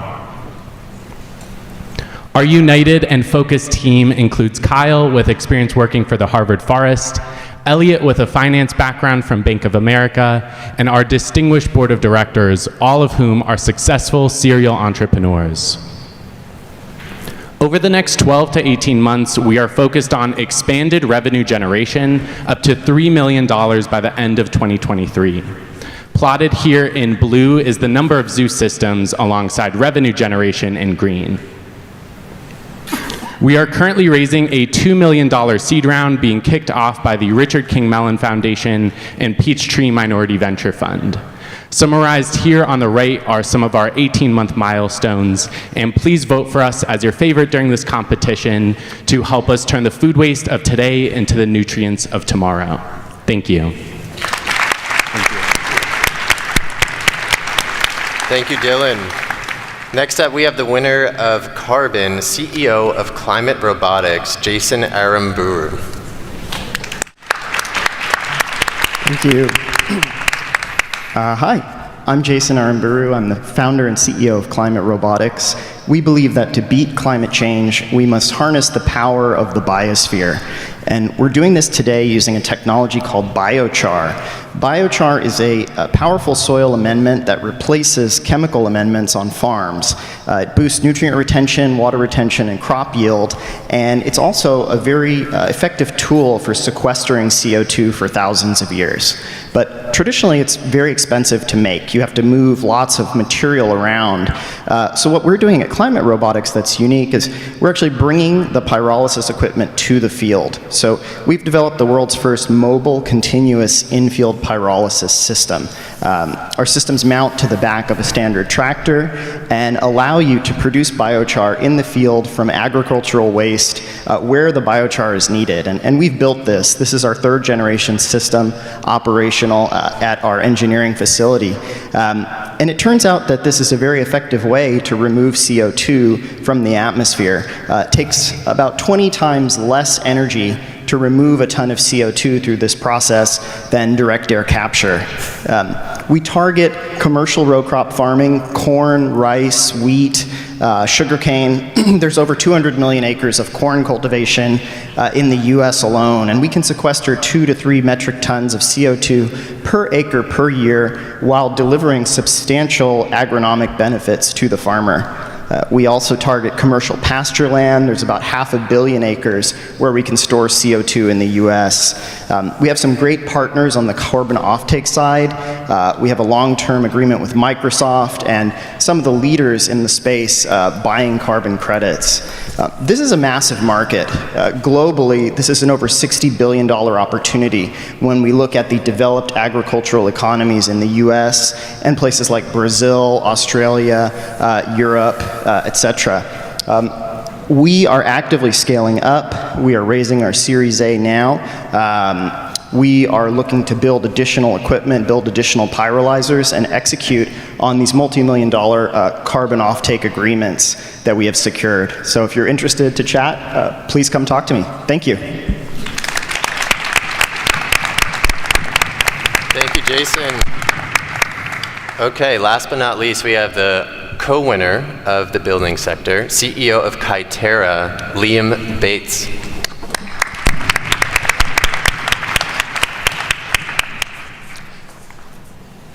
We breathe 2,000 gallons of air every single day. So to put that into context, that is a small swimming pool worth of air. So just imagine waking up in the morning and drinking an entire swimming pool worth of water. You'd hope that that water is clean, right? It doesn't have pesticides or leaves or a random beer bottle in it. Well, it's the same thing with our air. If I am breathing that much air every day, I want it to be clean. Now, 90% of the air that we breathe is actually breathed inside a building, not outside. And the reality is that the air inside our buildings often is full of random trash, and it's really not very good for us. It's also not very good for the planet. In this building alone, 50% of the energy that we consume is used to heat, ventilate, and cool the air. Globally, 11% of total energy consumption is used on HVAC. That's insane. We're just moving air around. It also means that if we want to decarbonize, we need to fix this problem. Thing is, it's a tricky problem to fix. To improve our air quality and to reduce our energy is tricky. Most of the software running in our buildings today, operating these buildings, was built in 1985 and hasn't really changed very much since then. 6 a.m., turn on the HVAC. 6 p.m., turn off the HVAC. It's not optimized for our health or for the planet. At Kytera, we're solving that problem. So we create air quality sensors distributed throughout a building. Then we have software to collect that data, process it, look for trends in the building, find patterns, and ultimately output prescriptive analytics, reports, and controls. One example of a company located near here, a big tech company, using our solution, identified 34% reduction in HVAC energy, while also increasing occupant well-being, protecting people from wildfire smoke, and so on. Our customers are typically Fortune 500s. We also have partnerships with major building players, so Siemens, Johnson Controls. They're strategic partners, also distribution channels. In terms of traction, we have great growth, over 100% year-on-year growth. We are profitable, cash flow positive, and we have 8-figure revenue. Finally, the team, very diverse team from all over the world. We are at the leadership level over 50% women, coming from 3 continents, and we've worked in the sort of 10, 15 million ARR level, all the way up to over 150 million in ARR. That is Kytera. We see a huge opportunity in the building space to improve the health and well-being of everyone here and also of the planet. Thank you. I just need the clicker. Thank you. Thank you, Liam. What an incredible group of entrepreneurs. It's your chance now to vote before we turn to the industry experts and hear their insights. So go ahead and take out your phone, open up the VERGE app. You might need to refresh the app. If it's already open, close it out and open it back up. Select More on the bottom right-hand side, and then click into the polls navigation icon. It should be all the way at the bottom. And then cast your vote. Simply just press who you think has the greatest potential to make an impact in accelerating the clean economy. Definitely do it right now. It's going to close in a few minutes, I think 5 minutes on the nose, so get those votes in while you can. Thank you. All right. I'm excited to talk to both of you today. Thank you for joining me, Elaine and Clea. Clea, let's start with you. I was perusing through, of course there was Lower Carbon Capital, and I was perusing through the site, and there's some strong, awesome language on there. But I'll pull one, is that fixing the planet is simply just good business. That's something that you guys believe and talk about. So if you could, I was wondering if you could talk a little bit about what that means and how that philosophy might seep into, your investment decisions. Yeah, we can start there. That's right. We look to back companies that ultimately can materially reduce greenhouse gas emissions, but are also great businesses. We think of that in 3 categories. The first one being solutions that can reduce overall greenhouse gas emissions across different sectors of the economy.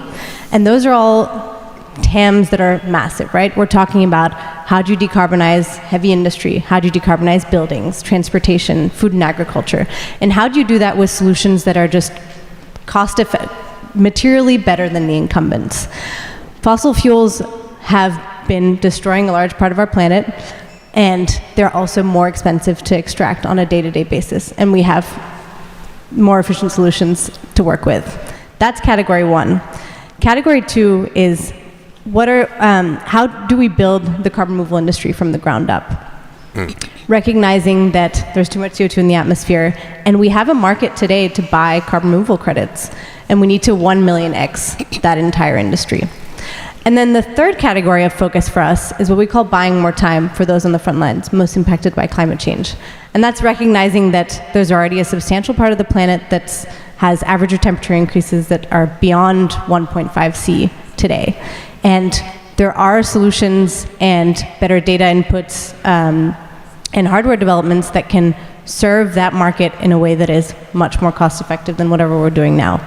Like better data to inform parametric insurance, for example, ultimately leads to better business outcomes. Thank you. Awesome. Elaine, over to you. Third Derivative launched in late 2020, which is wild to me. It feels like you've been around much longer. But can you talk a little bit about how you work with startups? I know you have a bit of a unique kind of approach, so how you work with startups, generally speaking. Yeah, so for those who are not familiar, first of all, thanks for inviting us. Those are great pitches. Congratulations to all the winning startups in the categories. But in terms of our work at Third Derivative, we are the global climate tech startup accelerator for RMI. And as you said, we launched in late 2020.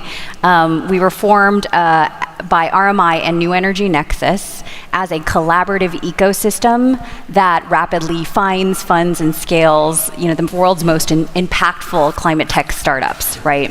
So we use this integrative approach to bring together investors and corporate partners and mentors and market and policy experts from the start to help all different kinds of startups in the climate tech space essentially get the kind of capital that they need, the resources, the support to bridge what we call the multiple valleys of death that most climate tech entrepreneurs face, right? And currently we're over 100 startups. And we have a portfolio of hard tech and hard science, as well as software and business model innovations across all major greenhouse gas emissions. Just like lower carbon, we are very much looking at impact. So there's especially a lean toward addressing solutions that address harder to abate emission sectors. Amazing, thank you. Yeah.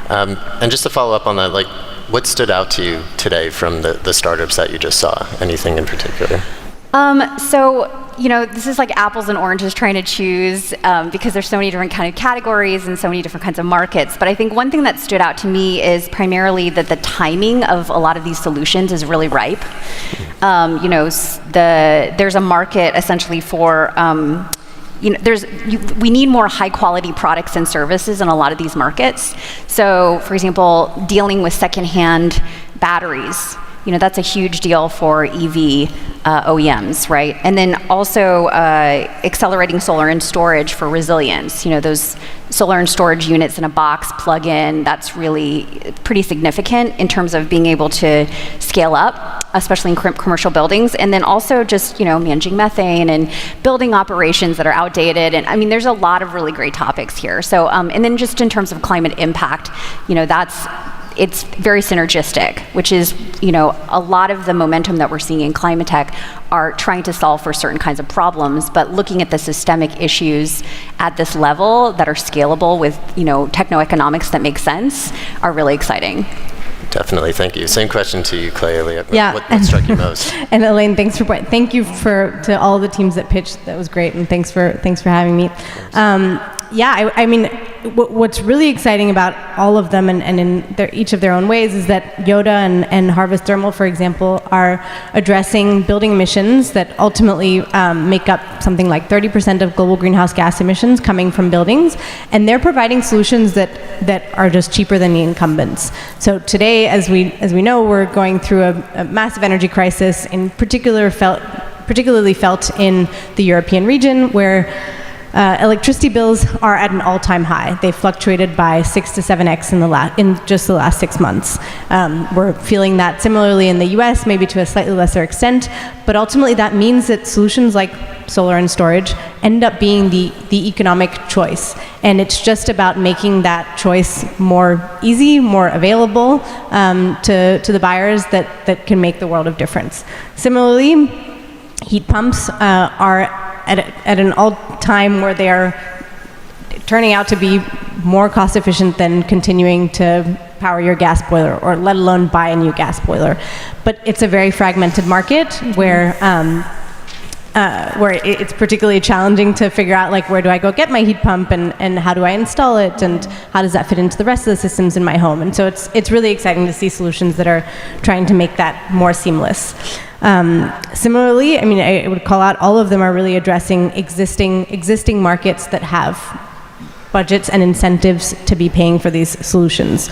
Renewable fertilizers, for example, with what Ecotone Renewable is doing, fertilizer costs are also at an all-time high, fueled by the lack of the challenges in global supply chains and access to natural gas, as well as the other components that go into fertilizer production. Now, if you can use a waste product to turn that into value like that and reduce the overall cost of your fertilizer, that's huge. That's a big win.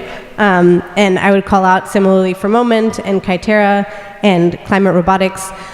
What's exciting is I think they're also all riding on the fact that there's a huge amount of technological innovation that we've seen in the last 10 years that is leading to groups like these and startups being able to prototype really fast and build hardware in their garages initially, and ultimately then build them on repeat many, many times and build up manufacturing to enable economies of scale and cost decline to a place where these solutions do become economic and have a market to sell into. So, yeah, really exciting. Amazing. Thank you. Thank you both for sharing your insights, being on stage with me today.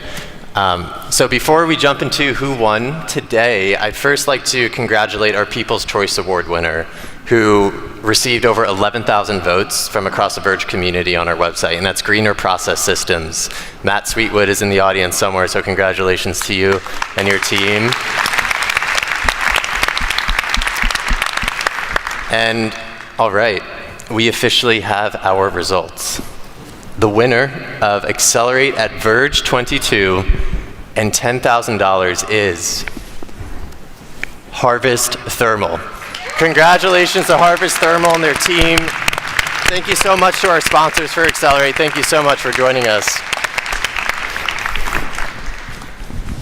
Back to you, Shauna. Thank you all so much.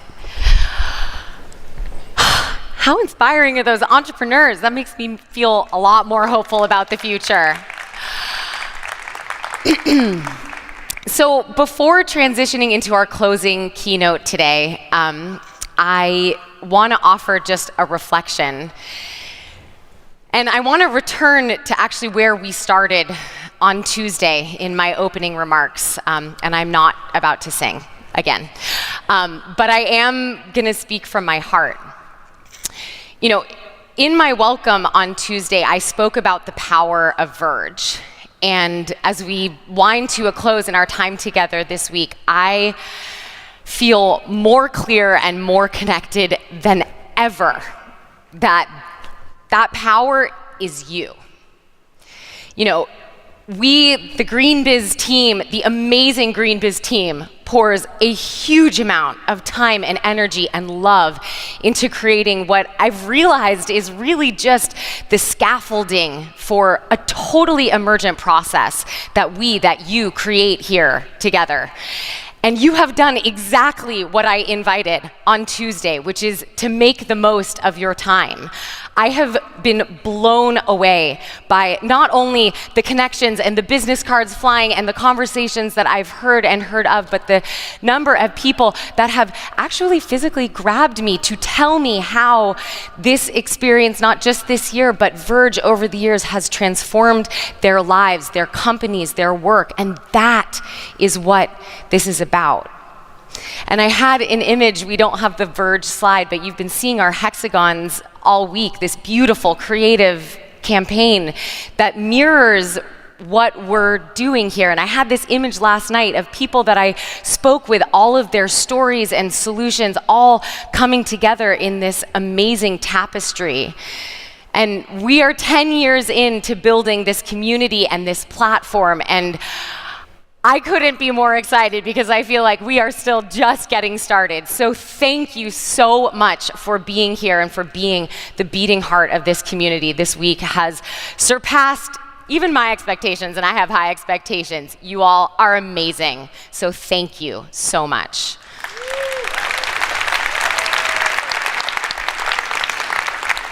So with that, I am incredibly excited to introduce our closing keynote conversation, one about why technology alone will not save us and the importance of changing culture and mindsets. Here to lead that conversation, GreenBiz's very own Joel McCower.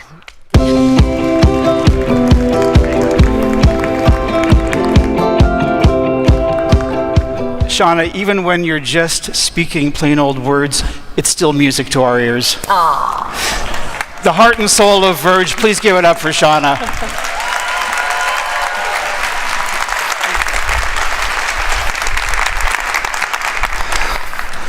When we look at confronting the climate crisis, the obstacles are enormous, the challenge is unbelievable, and the time is short. We're literally in a race against time to reinvent our world. And I know you know that, that's why we're here this week. And while we spent a lot of time talking about the technologies and the entrepreneurs and the companies behind all of this, it's also about changing hearts and minds and ultimately culture. So how do you do that? What does that even mean?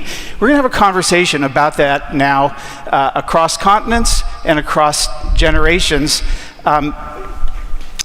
Joining me from London is Clover Hogan, the CEO of Force of Nature, which is an organization that works with young people to turn eco-anxiety into eco-action. And joining me from Dubai, entrepreneur and writer Mogadot, who is the author of the book Solve for Happy. We'll get a little bit more into that story. In fact, Mo, let's start with you. You've been an entrepreneur. You worked in the tech world here in the Valley. You were the chief business officer for Google X, which is Google's moonshot factory. You had all the success and that anyone can imagine, and yet you weren't so happy, and you left, and you ultimately transitioned or pivoted your career trajectory to look at the world of happiness, individually and collectively. So just to start, what does it mean to change? What is the role of culture change in confronting the climate crisis?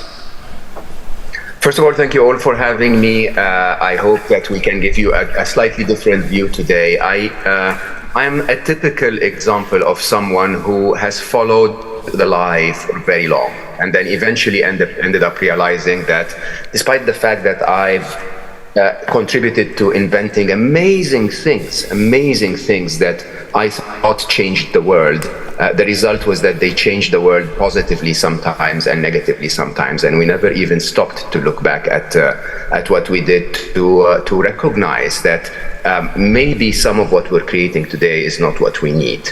And when you look at climate change as a challenge ahead of all of us, you can get stuck into the details. You can go and say, this use of technology or this use of that fuel or that company or this country is causing more damage to the climate than another. But if you really take a helicopter view and go to the top view of what's going on, you would recognize that the reason for everything that we have in our world today in terms of climate change is our greedy consumerism. It's us wanting more and more and more of what we don't need and ignoring the fact that our capitalist greed, as we go around our planet harvesting its resources and wasting and polluting, we're getting what we need for short-term gratification while we are killing our long-term well-being and the future of our children. And I think the reality of the matter is that if we stop for a second, we would realize that what we need is not what's offered to us anymore. Now, I don't mean to say that capitalism is a bad thing in any way. I think the challenge with capitalism is that we have set the wrong target for capitalism. Capitalism as a process is an incredible way to improve things, but if the target is not dollars, when I set myself the mission of 1 billion happy, I want to become a billionaire, but not with $1 billion. I want to become a billionaire with 1 billion happy people. A lot of us, when we look at our own behaviors, the way we are when we think about contributing to slowing down the climate change by buying a new car that has a better fuel economy or an electric car, or the reality is what we need to do is to stop the mileage, to slow it down, to not consume what we don't need. We don't need another iPhone to brag with. We need to save our planet. We don't need 1 million pictures on our cloud storage that uses data systems that keep humming away. We need to stop. We need to change our own culture. The planet does not need fixing. That's what everybody forgets. It just needs to be for us to stop killing it. Yeah. And I think that's what we need to do. Yeah. So Clover, talk about culture change from your perspective, and you're working with youth culture in particular. What does that mean? What does that look like? So I think, as was in fact demonstrated by a number of the climate pitches we heard before this session, it's really easy to be convinced that techno-utopianism will save us from the climate crisis. or worse yet, that the climate crisis is just one giant business opportunity to Mo's point, or to believe that we can, geoengineer ourselves out of this mess rather than going to the heart of the crisis. But for me, the reality is that we are, so fixated on being above the rest of planetary life that our solutions to the climate crisis are to really double down on this divorce. And as Mo highlighted, we have a society today that is predicated on limitless growth with finite resources and promoting values like competition and consumption over connection and community. And what that means is that in today's society, it is easier to envisage life on a terraformed Mars than it is to forge meaningful relationships with life here on Earth. So when we're talking about culture change, we're talking about the fact that the biggest changes that need to happen are in fact of mindset. We've had the technology, resources, human ingenuity to solve this crisis for decades, in fact, decades longer than I've been on this planet. And critically, what we need is the cultural shift. Right. So, Mo, you're talking about consumption, over-reliance on consumption. Clover, you're talking about over-reliance on technology. So that's kind of the story we've been told, including by many of the companies in this room and watching this. So how do we change that story? What is the story we need to be talking about, Clover?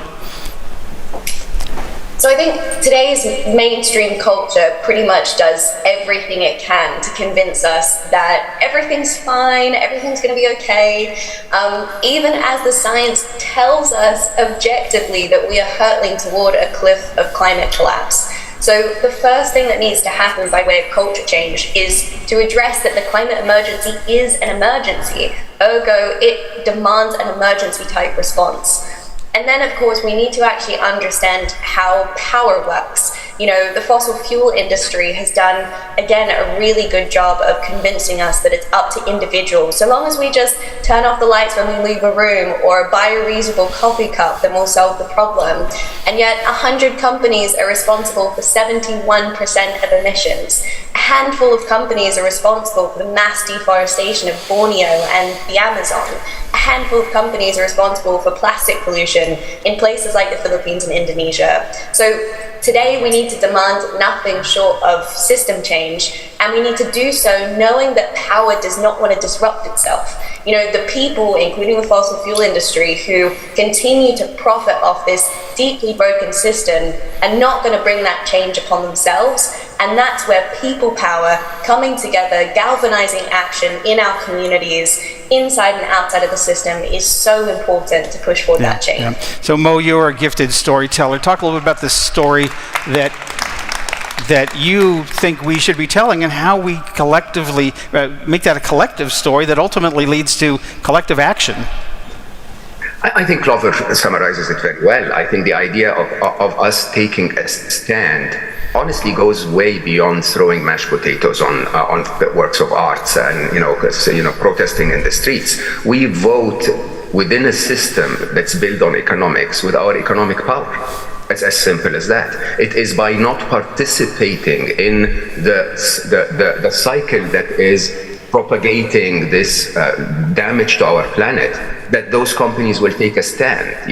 When we put enough pressure on BP so goes out to say, okay, we have a vision 2050 and we're going to be net zero by 2050. Maybe more pressure will make it closer than 2050. And the idea here is, can we as humans, in every single one of our actions, from buying apples that are wrapped in plastic in the supermarket all the way to your biggest investment decisions, can we vote with our decisions by saying we're not going to participate in an economy that's going to destroy our future and the future of our children? Yeah. So Clover, how does this sound different perhaps generationally?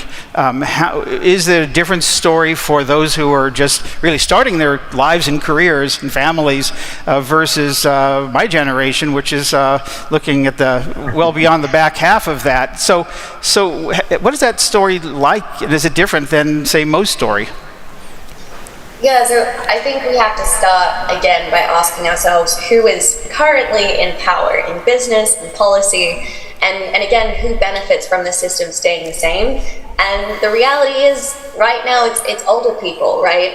Even as a young person, I can't vote until the age of 18, and chances are if I go to the polls, I'm asked to choose between a climate change denier and a seasoned procrastinator. So young people, this generation, who are going to inherit the worst impacts of the climate crisis, are being excluded from the decisions that are governing our future. So we need to start by challenging that historic power imbalance, and we need to understand that we are not going to solve this crisis with the same people and the same thinking that created it.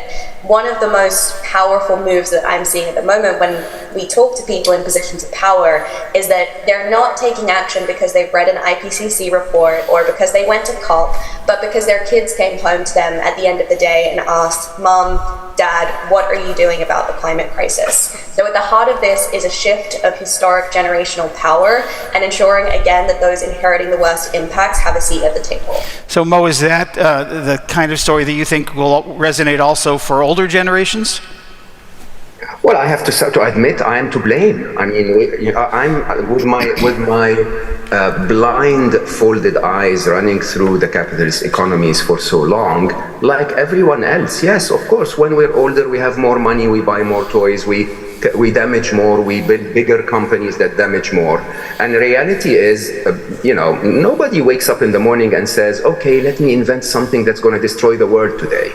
People wake up in the morning and say, where are my benefits as per the current setup that has set me profit and dollars as my only target? And so accordingly, to push the older generation, the younger generation needs to say, okay, we're not buying your products until you start to have an agenda that's favoring our future. Yeah.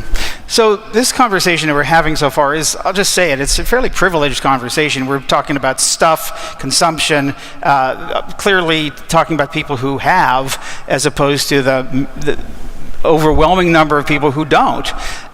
What's the story in which they need to be engaged? What is the story that we need to be engaged in together so that we are all literally and figuratively on the same page when it comes to understanding both the threats and the opportunities before us? Mo, I'll let you start. Well, I think the reality of the matter is, if you look at the stats, these are the ones that are suffering from the consumption of the more advanced, more privileged. The world where per capita consumption, per capita miles driven, per capita trips to go surfing is much lower, is not really the big reason, even though they are the largest number of humans on the planet. They are the ones at the bottom end of this chain where the damage is getting to them while they're not even enjoying the indulgence that is causing it in the first place. And so in reality, you can easily imagine that there will be a point in time where this world will become angry, will become unaccepting of what's, how the divergence between the two worlds is leading to damage on one side without the indulgence, and indulgence on the other side with no care for the damage. So Clover, I know your Force of Nature is a global organization. I'm guessing you have young people from all over the world. What are you hearing from those from the more marginalized communities and developing economies around how we all come together on climate? Yeah, so I think it's really tempting to talk about the climate crisis as if it's something that is going to be happening in 2050. We've had the stats, we're on track for 1 billion climate migrants by 2050. We're on track for 90% of coral reefs dying. But the climate crisis is already happening. Right, and the people who have contributed least to this crisis are the ones who are now experiencing its worst impacts. In Pakistan, we saw over 33 million people displaced. I can't even wrap my head around that number. And even though you might not have heard it in the headlines, 1.5 million people have been displaced in Nigeria, again by flooding. So the climate emergency is already here. The people who are most vulnerable, who have contributed least to the fossil fuel economy, are the ones who are paying the price. And so young people are hyper aware that the climate crisis is a crisis of justice, of human rights. And that's why it has to be a human conversation. We have to, in every conversation, particularly when we're allowing tech technology to enter into the equation, talk about the importance of building fair and equitable communities. And with that also comes a really compelling invitation, because set aside the climate crisis, some of the most powerful solutions for solving this problem include regenerating nature, include education for girls, include empowering women and ensuring women have their reproductive rights safeguarded. So, people have to be at the center of everything we talk about. And the great thing about this generation who have inherited the climate crisis is that we have a capacity to see outside of the incumbent system and to imagine a world that is radically different. And that's why it's so important that we don't just give young people the microphone, we ensure that they're at the heart of all of the decisions that we're making. So really quickly, as we wind down this session and ultimately the plenary portion of this event, what's the irresistible, compelling story we need to be telling out there to the world that will just maybe change those hearts and minds finally once and for all? Clover, what do you think? The climate crisis is the greatest threat we've ever faced, and yet it's also the biggest opportunity we've ever had to rethink so much of how we live, from the clothes we wear to the food we eat to how we get around the cities we live in, and critically, what it is to be human. What is our purpose on this beautiful planet and the life we've been gifted? And so for me, it's so important that we don't just fixate on the problems we've inherited. We use this as an opportunity to really think, what is the world that we can create? And for me, that's a world where everyone has the right to clean air, everyone has the right to clean water, everyone has the right to prosperity, to live in abundance with nature, to live in abundance with community. And that could not be a more exciting invitation, because while this is the biggest challenge we've ever faced, there is no challenge more important that we could dedicate our lives to solving. Yeah. I don't think you get any argument from this crowd. Mo, what is that, real quickly, that irresistible, compelling vision of the future that you want us to be telling? Well, I hosted Clover on my podcast. This is how we met or got close to get to know each other. And I asked her and I said, Clover, what can we do? Is there a technology we can create, or is there something that we can do to reverse this? And she said, the technology has already been created. I was very optimistic. And she said, it's called the tree. The earth is the best technology that we have to reverse this. And the story that we have is to have to connect. Really, we need to connect back to that nature. We need to remember that this is where we come from. We're not just visitors. We are of Mother Nature.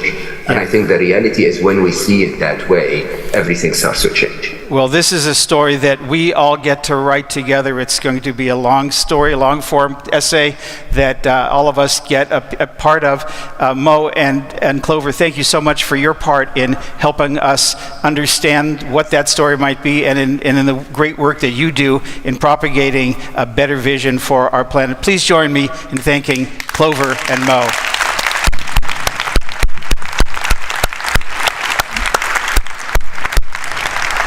And Shauna? Oh, okay. Well, I think that closes out this session.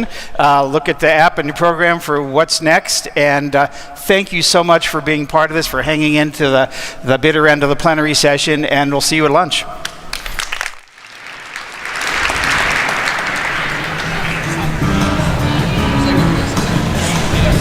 All right, so we just wrapped up VERGE 22. How does it feel to you? So good. I mean, those keynotes were inspiring. They're so great. I love how high level and inspirational those are, and how well matched they are with sort of like the depth of the sessions that we do. So I'm incredibly proud of this team and what we put together. Yeah, it's been amazing. So it's been great to be in person, but we also have virtual events. One of those coming up in December is Verge Net Zero.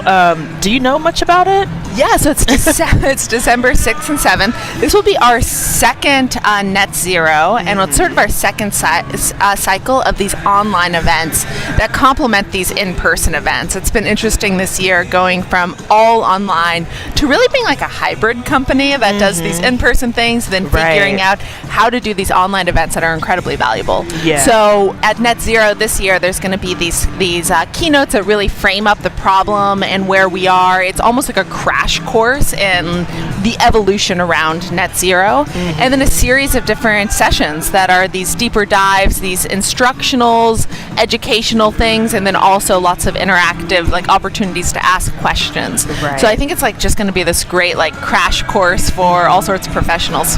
Totally. I think what's awesome about us doing virtual things is that people from all over the world can come. It's not cost prohibitive as much as flying to another city, maybe even another country. So I think it's awesome. Yeah, and also you don't need to be away from use your out of office days for all the different conferences. I mean, there's so many conferences out there. So to have this complement of where are the people at, and then also how can I get how can I bone up when I don't have more time to be out of the office? Yes. So we just wrapped up 3 days of amazing programming. In case you missed any of the keynote sessions, they will be rolling out on our YouTube channel. You could just type in GreenBiz and find us. They'll be rolling out over the next few weeks. Thank you for joining us. It's been awesome. Yeah, it has an amazing work, Deanna. It's so great to see you over here on Sidebar. So thanks. Yeah. Feel free to follow us on Twitter if you're not there yet, and all our other social media. We see you in December for VERGE Net Zero.